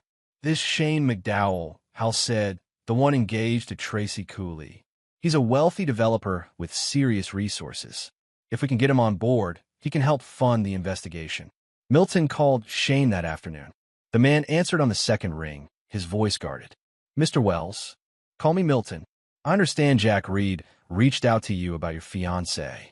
A long pause. "He did. I've been doing my own investigating since then. He was right. Tracy's been moving money, creating false documents. I confronted her last night, and she denied everything at first. Then, when I showed her the evidence, she threatened me. Said she'd claim I abused her, that I'd forced her to steal to escape me. She had photos ready, bruises she'd apparently given herself, a whole story prepared." Milton's grip tightened on the phone. "These women are professionals, Shane. They've been doing this for years, helping each other perfect the technique. Jack mentioned there's a network. How many others are there? At least a dozen we know of. Probably more. They operate through online forums, share strategies, provide alibis for each other. It's organized crime dressed up in designer clothes." Shane was quiet for a moment. "What do you need from me?" "Resources. Money for investigators, lawyers, media, if it comes to that. And your testimony about Tracy's threats. We're building a case against all of them, but we need to move fast before they scatter. You have it. All of it. These women destroyed my trust, try to rob me blind. I want them exposed." That evening, Milton gathered his war council at his house. Randy, Jack, Hal, and now Shane McDowell, who'd driven up from Stanford. Shane was in his 40s, built like a linebacker, with the kind of quiet intensity that came from building a business from nothing. "Gentlemen," Milton began, "we're about to start something that's going to get ugly. These women and their families have money, connections, and no moral compass. They will lie, cheat, and destroy to protect themselves. So how do we fight them?" Shane asked. Jack pulled up his laptop. "We've identified 13 women in the network so far. They communicate through an encrypted forum called Phoenix Rising, which positions itself as a support group for women in bad marriages. In reality, it's a school for fraud." He clicked through screenshots. "They share techniques, how to fake abuse, where to hide money, which lawyers and judges are sympathetic to women's claims, how to use social media to destroy a man's reputation. Some of them have successfully executed this scheme multiple times." "Multiple times?" Randy looked sick. "Melissa wasn't a first-time offender," Jack confirmed. "She was married briefly in her early 20s to a businessman in Boston. That marriage ended in divorce. He was accused of financial impropriety, and she walked away with a settlement. No criminal charges were filed because he didn't have someone like your father watching his back. Shane leaned forward. Who runs this network? That's the interesting part, Jack said. The forum has a moderator who goes by Athena. She's the one who vets new members, provides strategic advice, and apparently coordinates the larger operations. We don't know her real identity yet, but based on her posts, she's experienced, educated, and completely ruthless. Milton studied the screen. Finding Athena is the key. She's the architect. Take her down, and the whole thing collapses. There's a problem, Hal interjected. Most of what we have is evidence of conspiracy and fraud in civil matters. Criminal charges are harder to prove and prosecute. We need something bigger, something that will guarantee serious jail time for the ringleaders. Shane cleared his throat. What if I told you Tracy mentioned something about their insurance policy? She said it during our confrontation, then caught herself and shut up. Everyone turned to look at him. What kind of insurance policy? Milton asked. I don't know exactly, but from the context, it sounded like something they used to guarantee compliance or silence. Something serious enough that she went pale when she realized she'd mentioned it. Jack was already typing. I'll dig into that. If there's blackmail or coercion involved, that changes everything. The meeting continued late into the night, strategies forming and reforming. By the time everyone left, they had a plan: expose the network publicly, build criminal cases against the key players, and find this mysterious Athena. But as Milton locked up his house that night, he felt the weight of what they'd started. This wasn't just about Randy anymore. This was about stopping a predatory operation that had destroyed dozens of lives. He thought of Dorothy again, of her fierce protection of family. She'd always said that evil flourished when good people stayed silent. Milton Wells had been silent long enough. Chapter 6, The Web Titans. The divorce filing made the local news within 24 hours. Randy Wells versus Melissa Clayton Wells, with allegations of fraud, embezzlement, and conspiracy. The story had everything reporters loved: wealth, betrayal, criminal charges. Melissa's response was predictable. She called a press conference, standing beside her father, Calvin Clayton, tears streaming down her carefully made-up face. My husband and his father have fabricated these charges to avoid their own criminal liability, she sobbed into the microphones. Randy has been stealing from his own company for years, and now that I discovered it, they're trying to destroy me. The performance was Oscar-worthy. Calvin stood beside her, projecting fatherly concern and legal gravitas. We will be filing countercharges, he announced, including defamation, harassment, and false accusation. The Wells family will regret this persecution of my daughter. Milton watched the press conference from his living room, Jack beside him. She's good, Jack admitted. If we didn't have the evidence, I'd almost believe her. The public will believe her, Milton said. For now. Beautiful woman, tears, rich lawyer father standing beside her. We look like the villains. So what do? Milton smiled. We let her think she's winning. And we keep digging. Jack had been working around the clock to identify Athena. The forum used sophisticated encryption, routing through multiple proxy servers, but Jack had connections in the cybersecurity world. One of them, a former hacker turned consultant named Gustavo Boyd, had agreed to help. The thing about criminals, Gustavo explained via video call, is that they get cocky. They think encryption makes them invisible, so they get sloppy in other ways. What kind of sloppy? Milton asked. Cross-referencing. Athena mentions specific legal cases in her posts, uses certain phrases, references events that narrow down her identity. I'm building a profile. He pulled up a document. Based on her posts, I can tell you she's probably a lawyer, late 30s to mid-40s, has experience in both criminal and civil law, and has connections to family courts in Connecticut and New York. Randy, who'd been listening quietly, spoke up. Could she be a judge? Everyone stopped. That would make sense, Hal said slowly. A family court judge would have access to case files, inside knowledge of how the system works, connections to lawyers and social workers. She could manipulate cases, provide advice to the network members, maybe even rule in their favor. Jack was already searching. There are 47 family court judges in Connecticut. 11 of them are women in the right age range. We start there. While Jack worked on identifying Athena, Shane McDowell was handling Tracy Cooley. He'd broken off their engagement publicly, citing her criminal activity. Tracy's response was to file a restraining order, claiming Shane had threatened and abused her. She's using the same playbook, Shane told Milton over the phone. Fake bruises, manufactured text messages that make me look violent. If I didn't have documentation of everything, I'd be in jail right now. How are you holding up? Angry, but focused. I want these women stopped, Milton. Not just for me, but for the next guy they target. The investigation revealed more victims. Jack found 3 other men who'd been divorced under suspicious circumstances, all involving fraud allegations that were later dropped, all ending with the ex-wives walking away with substantial settlements. One of them, John Simpson, agreed to meet with Milton. John was a software entrepreneur who'd lost his company and his reputation to his ex-wife, Candace Church, another member of the Phoenix Rising Forum. She destroyed me, John said, his voice flat. Took everything. My business partner sided with her.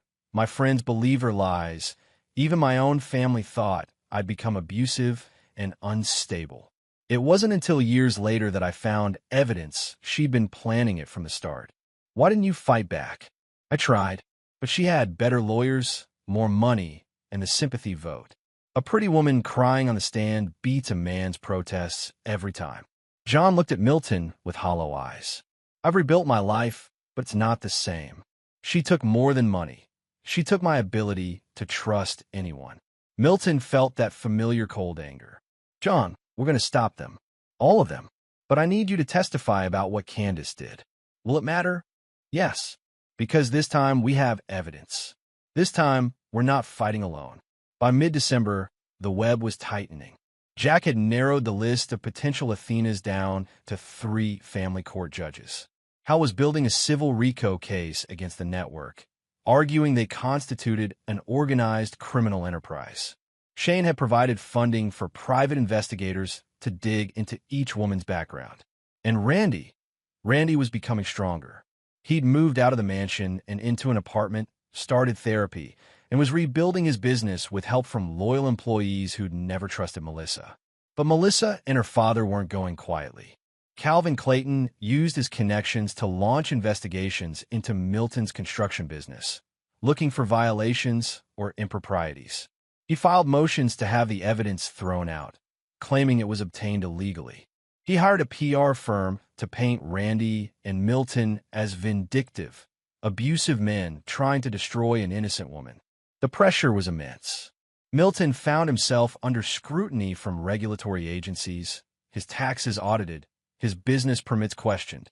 Randy received threats on social media, his company's reputation taking hit after hit.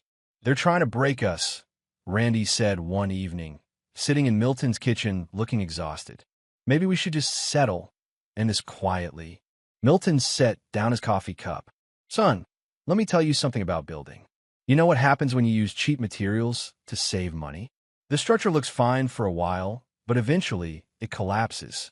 Maybe not right away, but inevitably. I don't understand. Melissa and her network are a cheap, rotten structure. They've gotten away with it because most people settle, most people give up.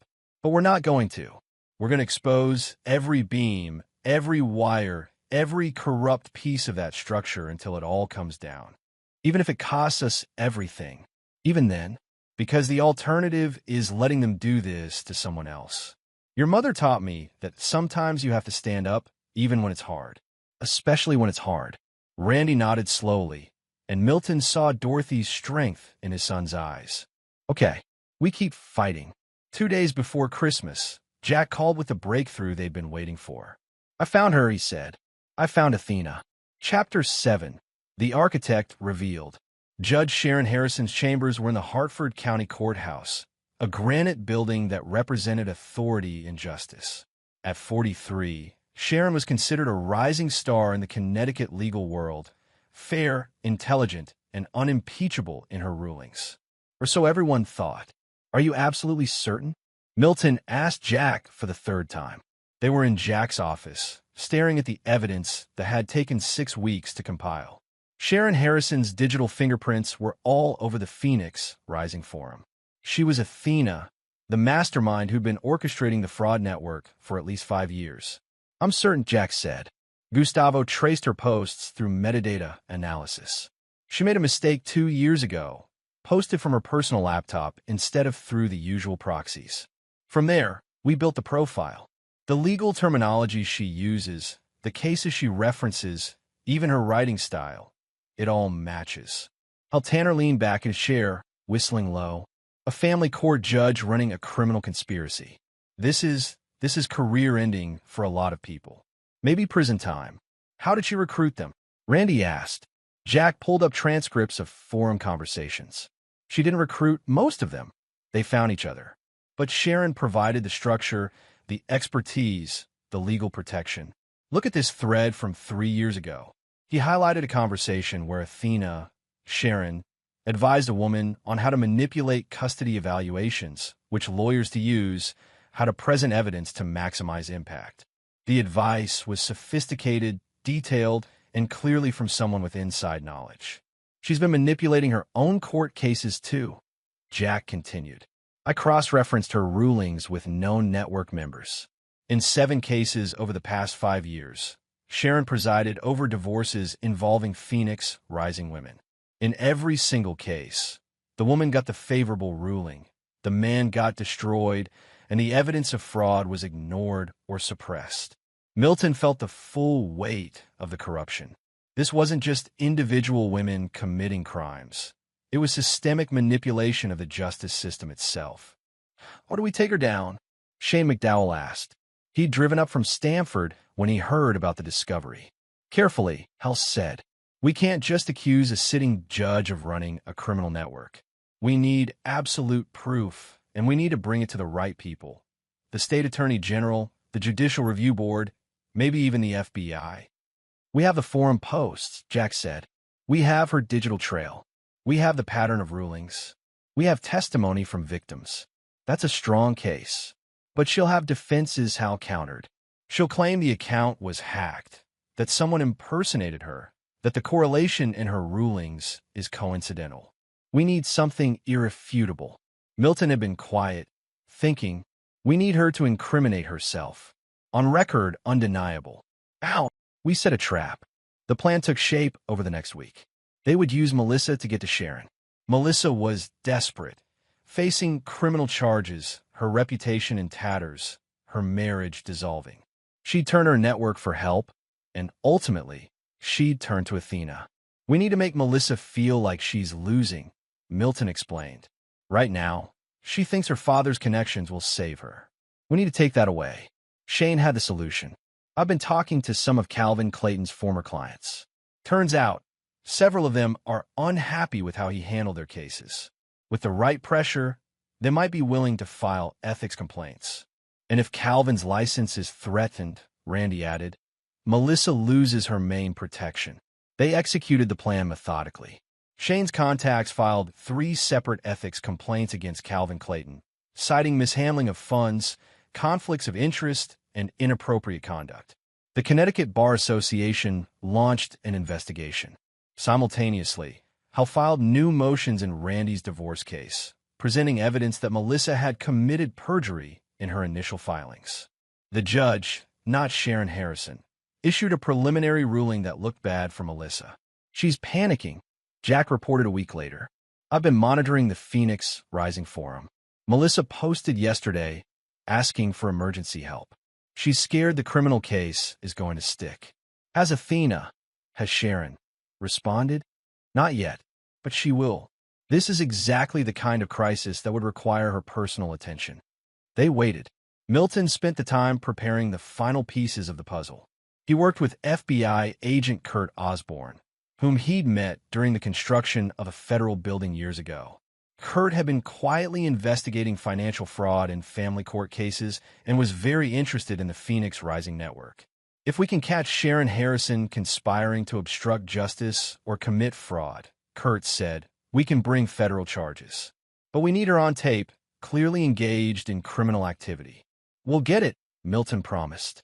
2 days later, Jack's monitoring software picked up a private message from Athena to Melissa. Meet me at the usual place. Thursday, 8 p.m.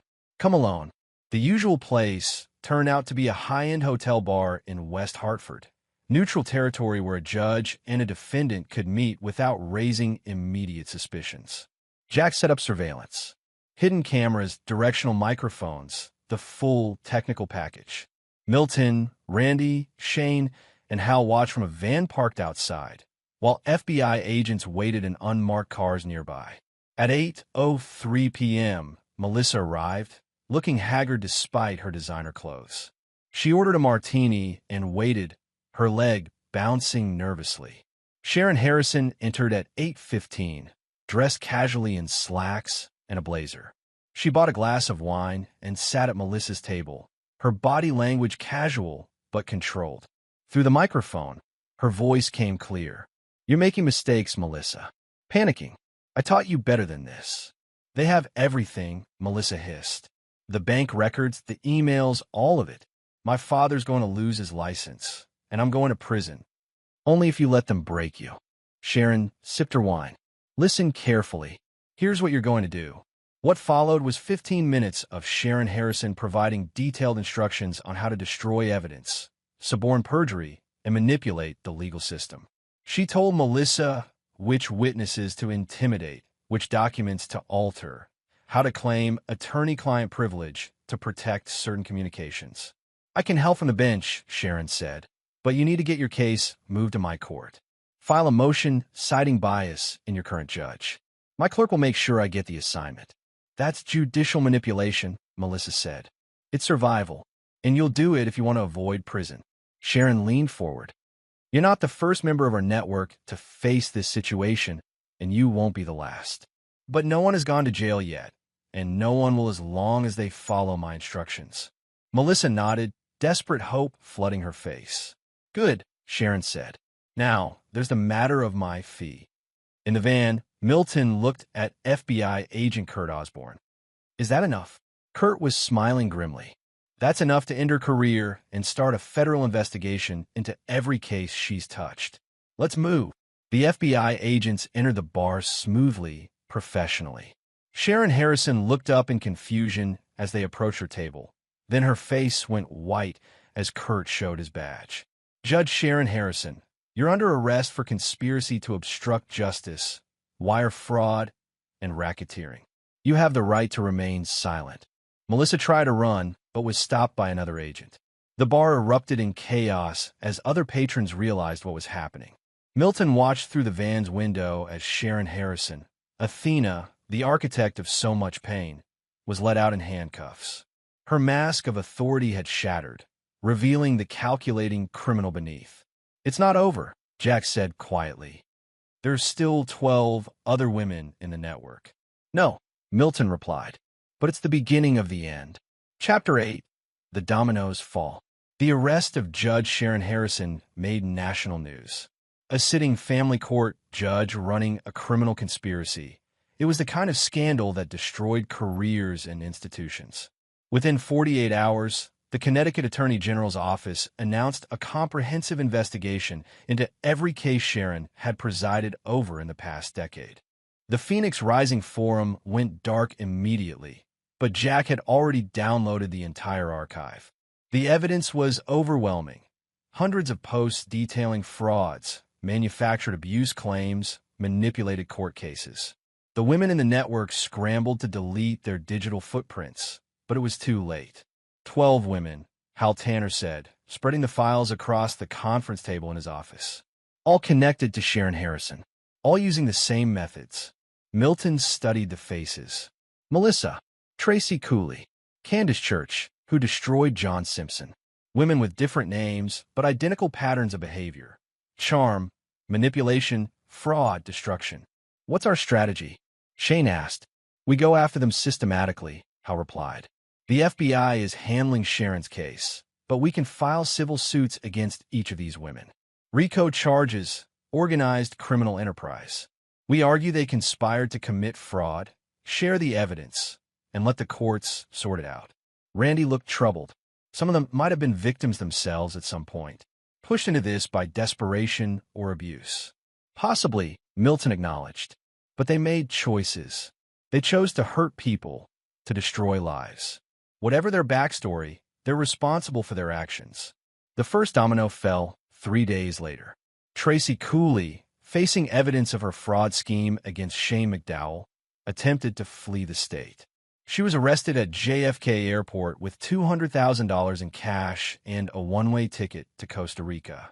The arrest made headlines, and suddenly the story had legs. A network of wealthy women scamming men, enabled by a corrupt judge. The second domino was Candace Church.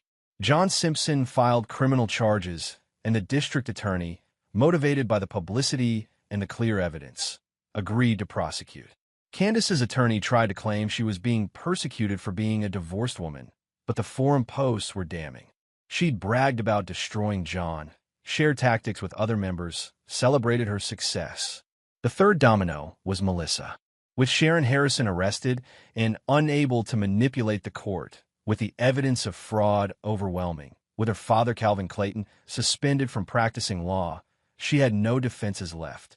Her attorney negotiated a plea deal. Melissa would plead guilty to wire fraud and conspiracy, testify against the other network members, and serve 5 years in federal prison. She's going to prison, Randy said quietly when called with the news. Milton looked at his son. How do you feel about that? I don't know. Part of me is glad she's being punished. Part of me just feels empty. I loved her, Dad. Or I thought I did. You loved who you thought she was. That person never existed. I know, but it still hurts. They sat in silence for a moment before Randy spoke again. Do you think I'll ever be able to trust someone again? Milton thought of Dorothy, of their 40 years together built on honesty and respect. You will, but maybe you'll be more careful. Maybe you'll look for someone who shares your values instead of someone who just looks good on paper. As the other women in the network were arrested or fled, a bigger picture emerged. Sharon Harrison's conspiracy had been operating for 7 years, not 5. It had defrauded men of an estimated $30 million. Lives had been destroyed. 3 men had committed suicide after being ruined by network members. Families had been torn apart. Children had been used as weapons in custody battles. The scope of the damage was staggering. Milton found himself becoming the public face of the victims. News organizations wanted to interview him to understand how he'd uncovered the conspiracy. He gave interviews carefully, always focusing on protecting future victims rather than revenge. These women exploited the family court system, he told a CBS reporter. They weaponized abuse claims, manipulated good people's desire to believe survivors, and destroyed lives for profit. We need reforms, better oversight of family court judges, more stringent evidence requirements, protection for defendants against false accusations. The interview went viral. Suddenly, Milton Wells, a 68-year-old retired construction foreman, was being invited to speak at legal conferences, to consult with legislators on family court reform, to join advocacy groups. You're famous, Jack said with amusement, watching Milton's interview play on the news. I'm inconvenient, Milton corrected. People don't like being reminded that the system can be corrupted, that judges can be criminals, that pretty, well-spoken women can be predators. You're changing the conversation now. That matters. It did matter. Within 3 months, Connecticut passed new legislation requiring external oversight of family court cases involving fraud allegations. Other states began similar reforms.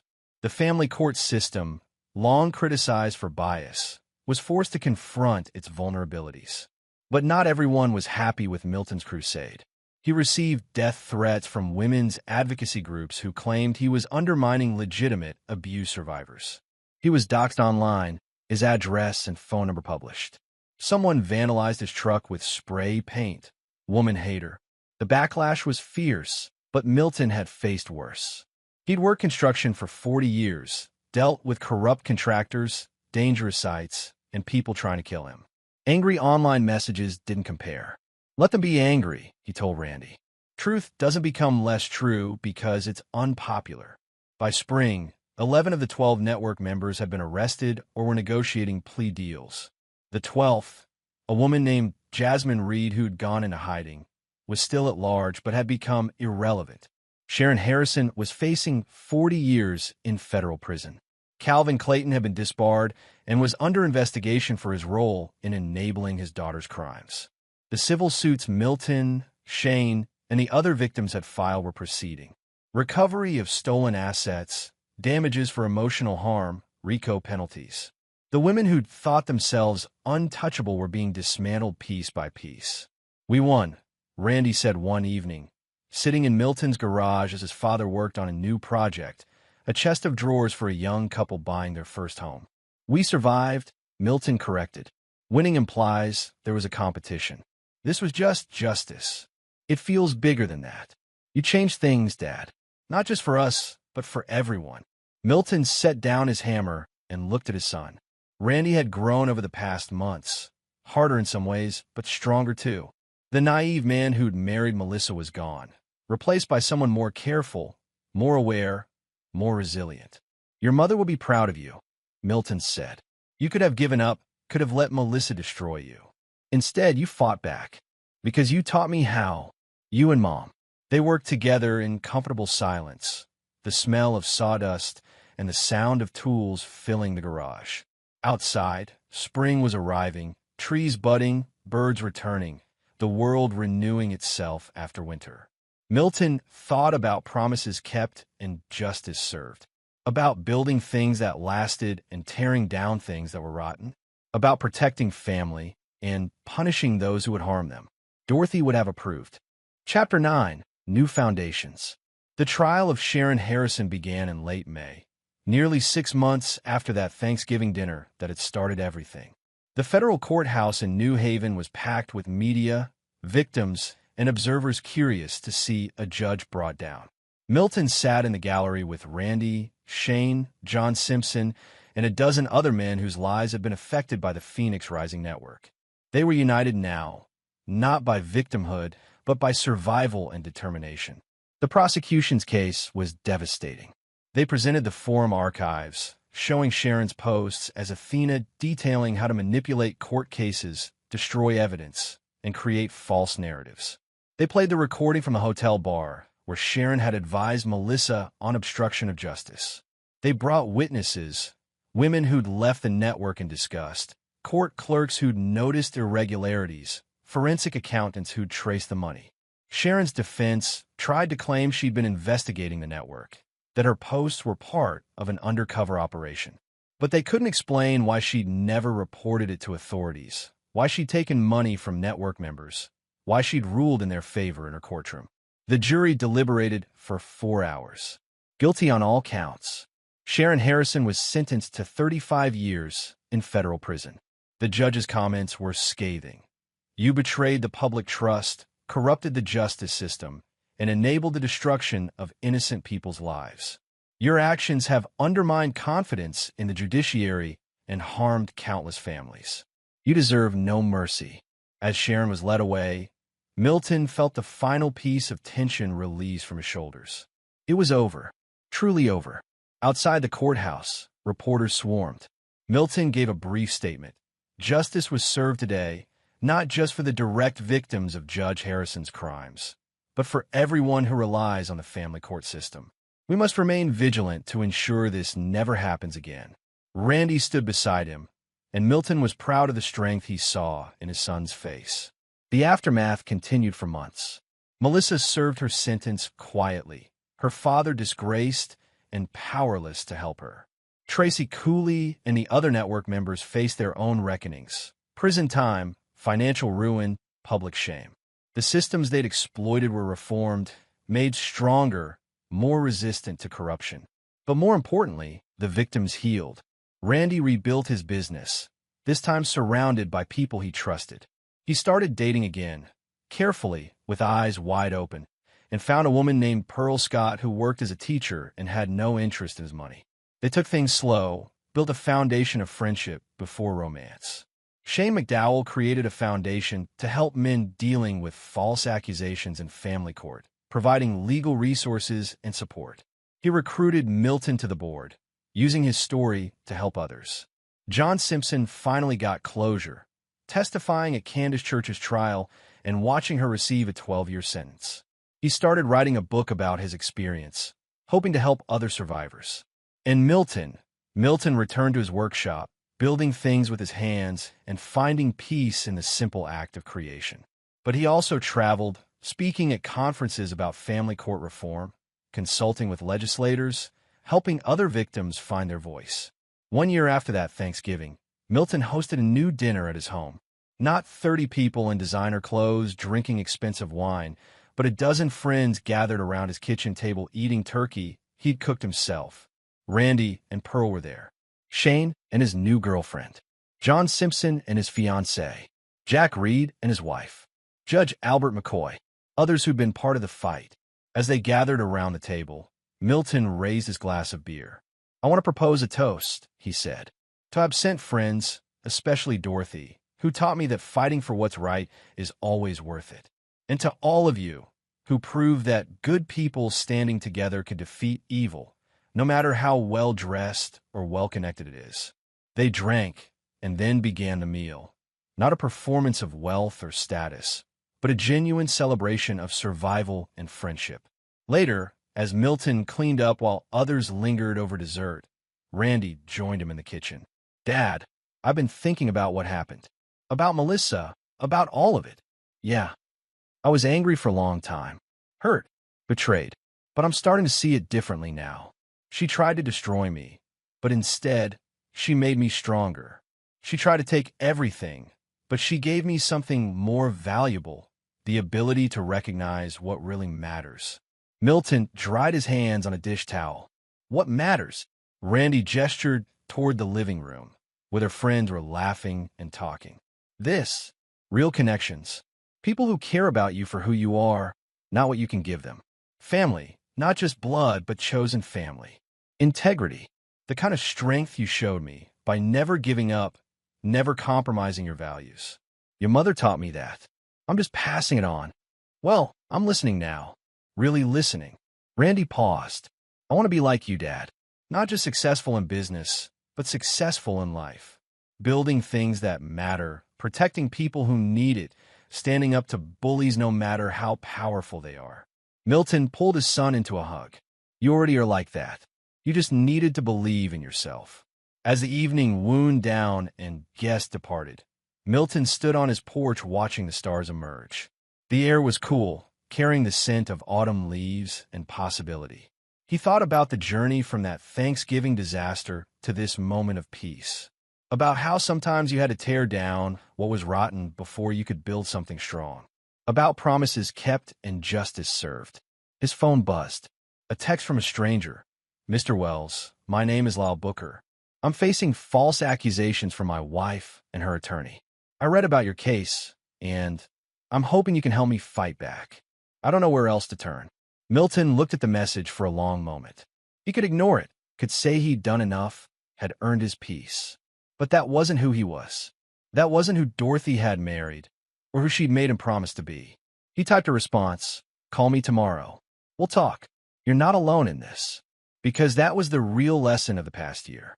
Evil flourished when good people stayed silent, when victims suffered alone, when corruption went unchallenged. But when people stood together, when they refused to be broken, when they fought back with intelligence and determination, then even the strongest corrupt foundations could be brought down. Milton went back inside, locking the door behind him. Tomorrow would bring new challenges, new battles, new opportunities to keep his promise to Dorothy. But tonight he had peace. He had his son back, whole and strong. He had friends who'd stood beside him.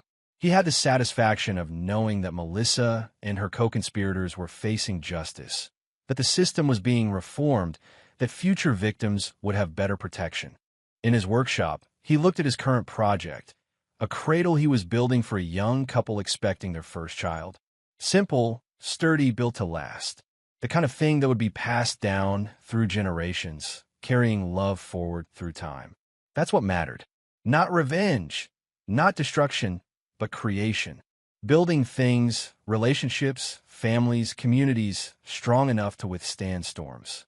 Milton ran his hand over the smooth wood, feeling the grain, the strength, the potential.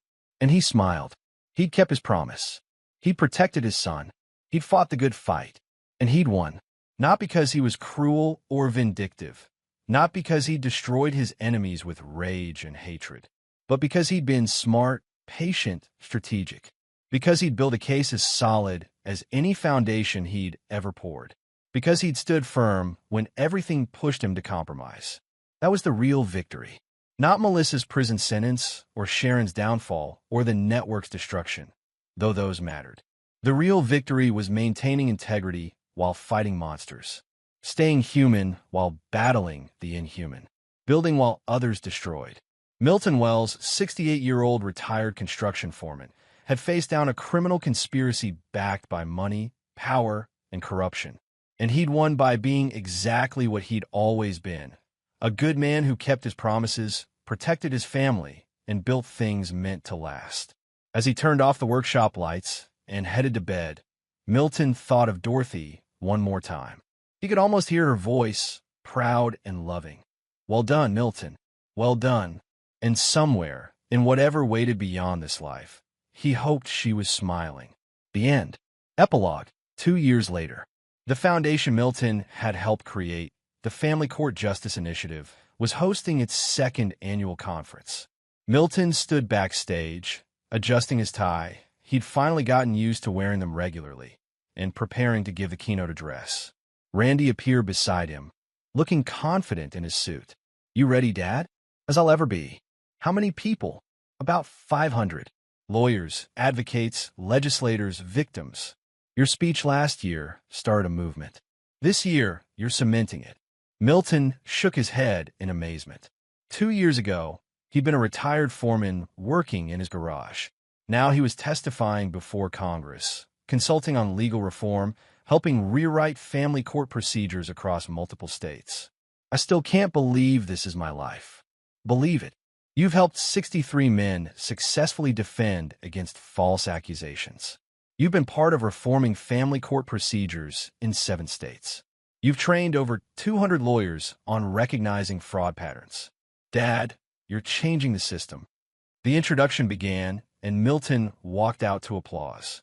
He looked out at the crowd, survivors, advocates, allies, and saw hope where there had once been despair. 2 years ago, he began, I thought my job was to protect my son. I thought if I could save Randy from a predatory woman and her corrupt network, I'd have done enough. He paused, gathering his thoughts. I was wrong. My job wasn't just to save one person. It was to fix a broken system that had enabled predators to flourish. My job was to stand up and say, no more. No more corrupt judges. No more weaponized abuse claims. No more good people destroyed by those who game the system. The crowd was silent, attentive. We've made progress, but we're not done. There are still people suffering under false accusations. Still corrupt actors in the system. Still reforms needed. And that's why we're here, not to rest on our victories, but to keep building. Keep fighting. Keep making the system better. He looked down at the front row, where Randy sat beside Pearl, his fiancée now, wedding planned for next spring. Where Shane and John sat with their new partners. Where Jack Reed sat with his investigative team. Where Judge Albert McCoy sat, having retired but still advocating for reform. A wise woman once told me that good people staying silent allows evil to flourish. My wife Dorothy taught me to speak up, to fight back, to never compromise on what's right. And I'm here to tell you, we are speaking up, we are fighting back, and we are winning. The applause was thunderous. Milton spoke for 40 minutes, detailing reforms, celebrating victories, outlining future challenges. When he finished, the standing ovation lasted 3 minutes. Backstage afterward, a young man approached, maybe 25, nervous but determined. Mr. Wells? I'm Charlie Drake. I wanted to thank you. My father was one of the men who didn't survive false accusations. He took his own life 3 years ago. But because of what you've done, because of the reforms and the advocacy, I don't think that would happen to him today. You've saved families like mine from that pain. Milton gripped the young man's hand, feeling the weight of what had been lost and what had been preserved. I'm sorry about your father, Charlie. I wish I could have helped him. You're helping people like him now. That's what matters. As the conference continued, Milton found a quiet moment alone. He pulled out his phone and looked at a photo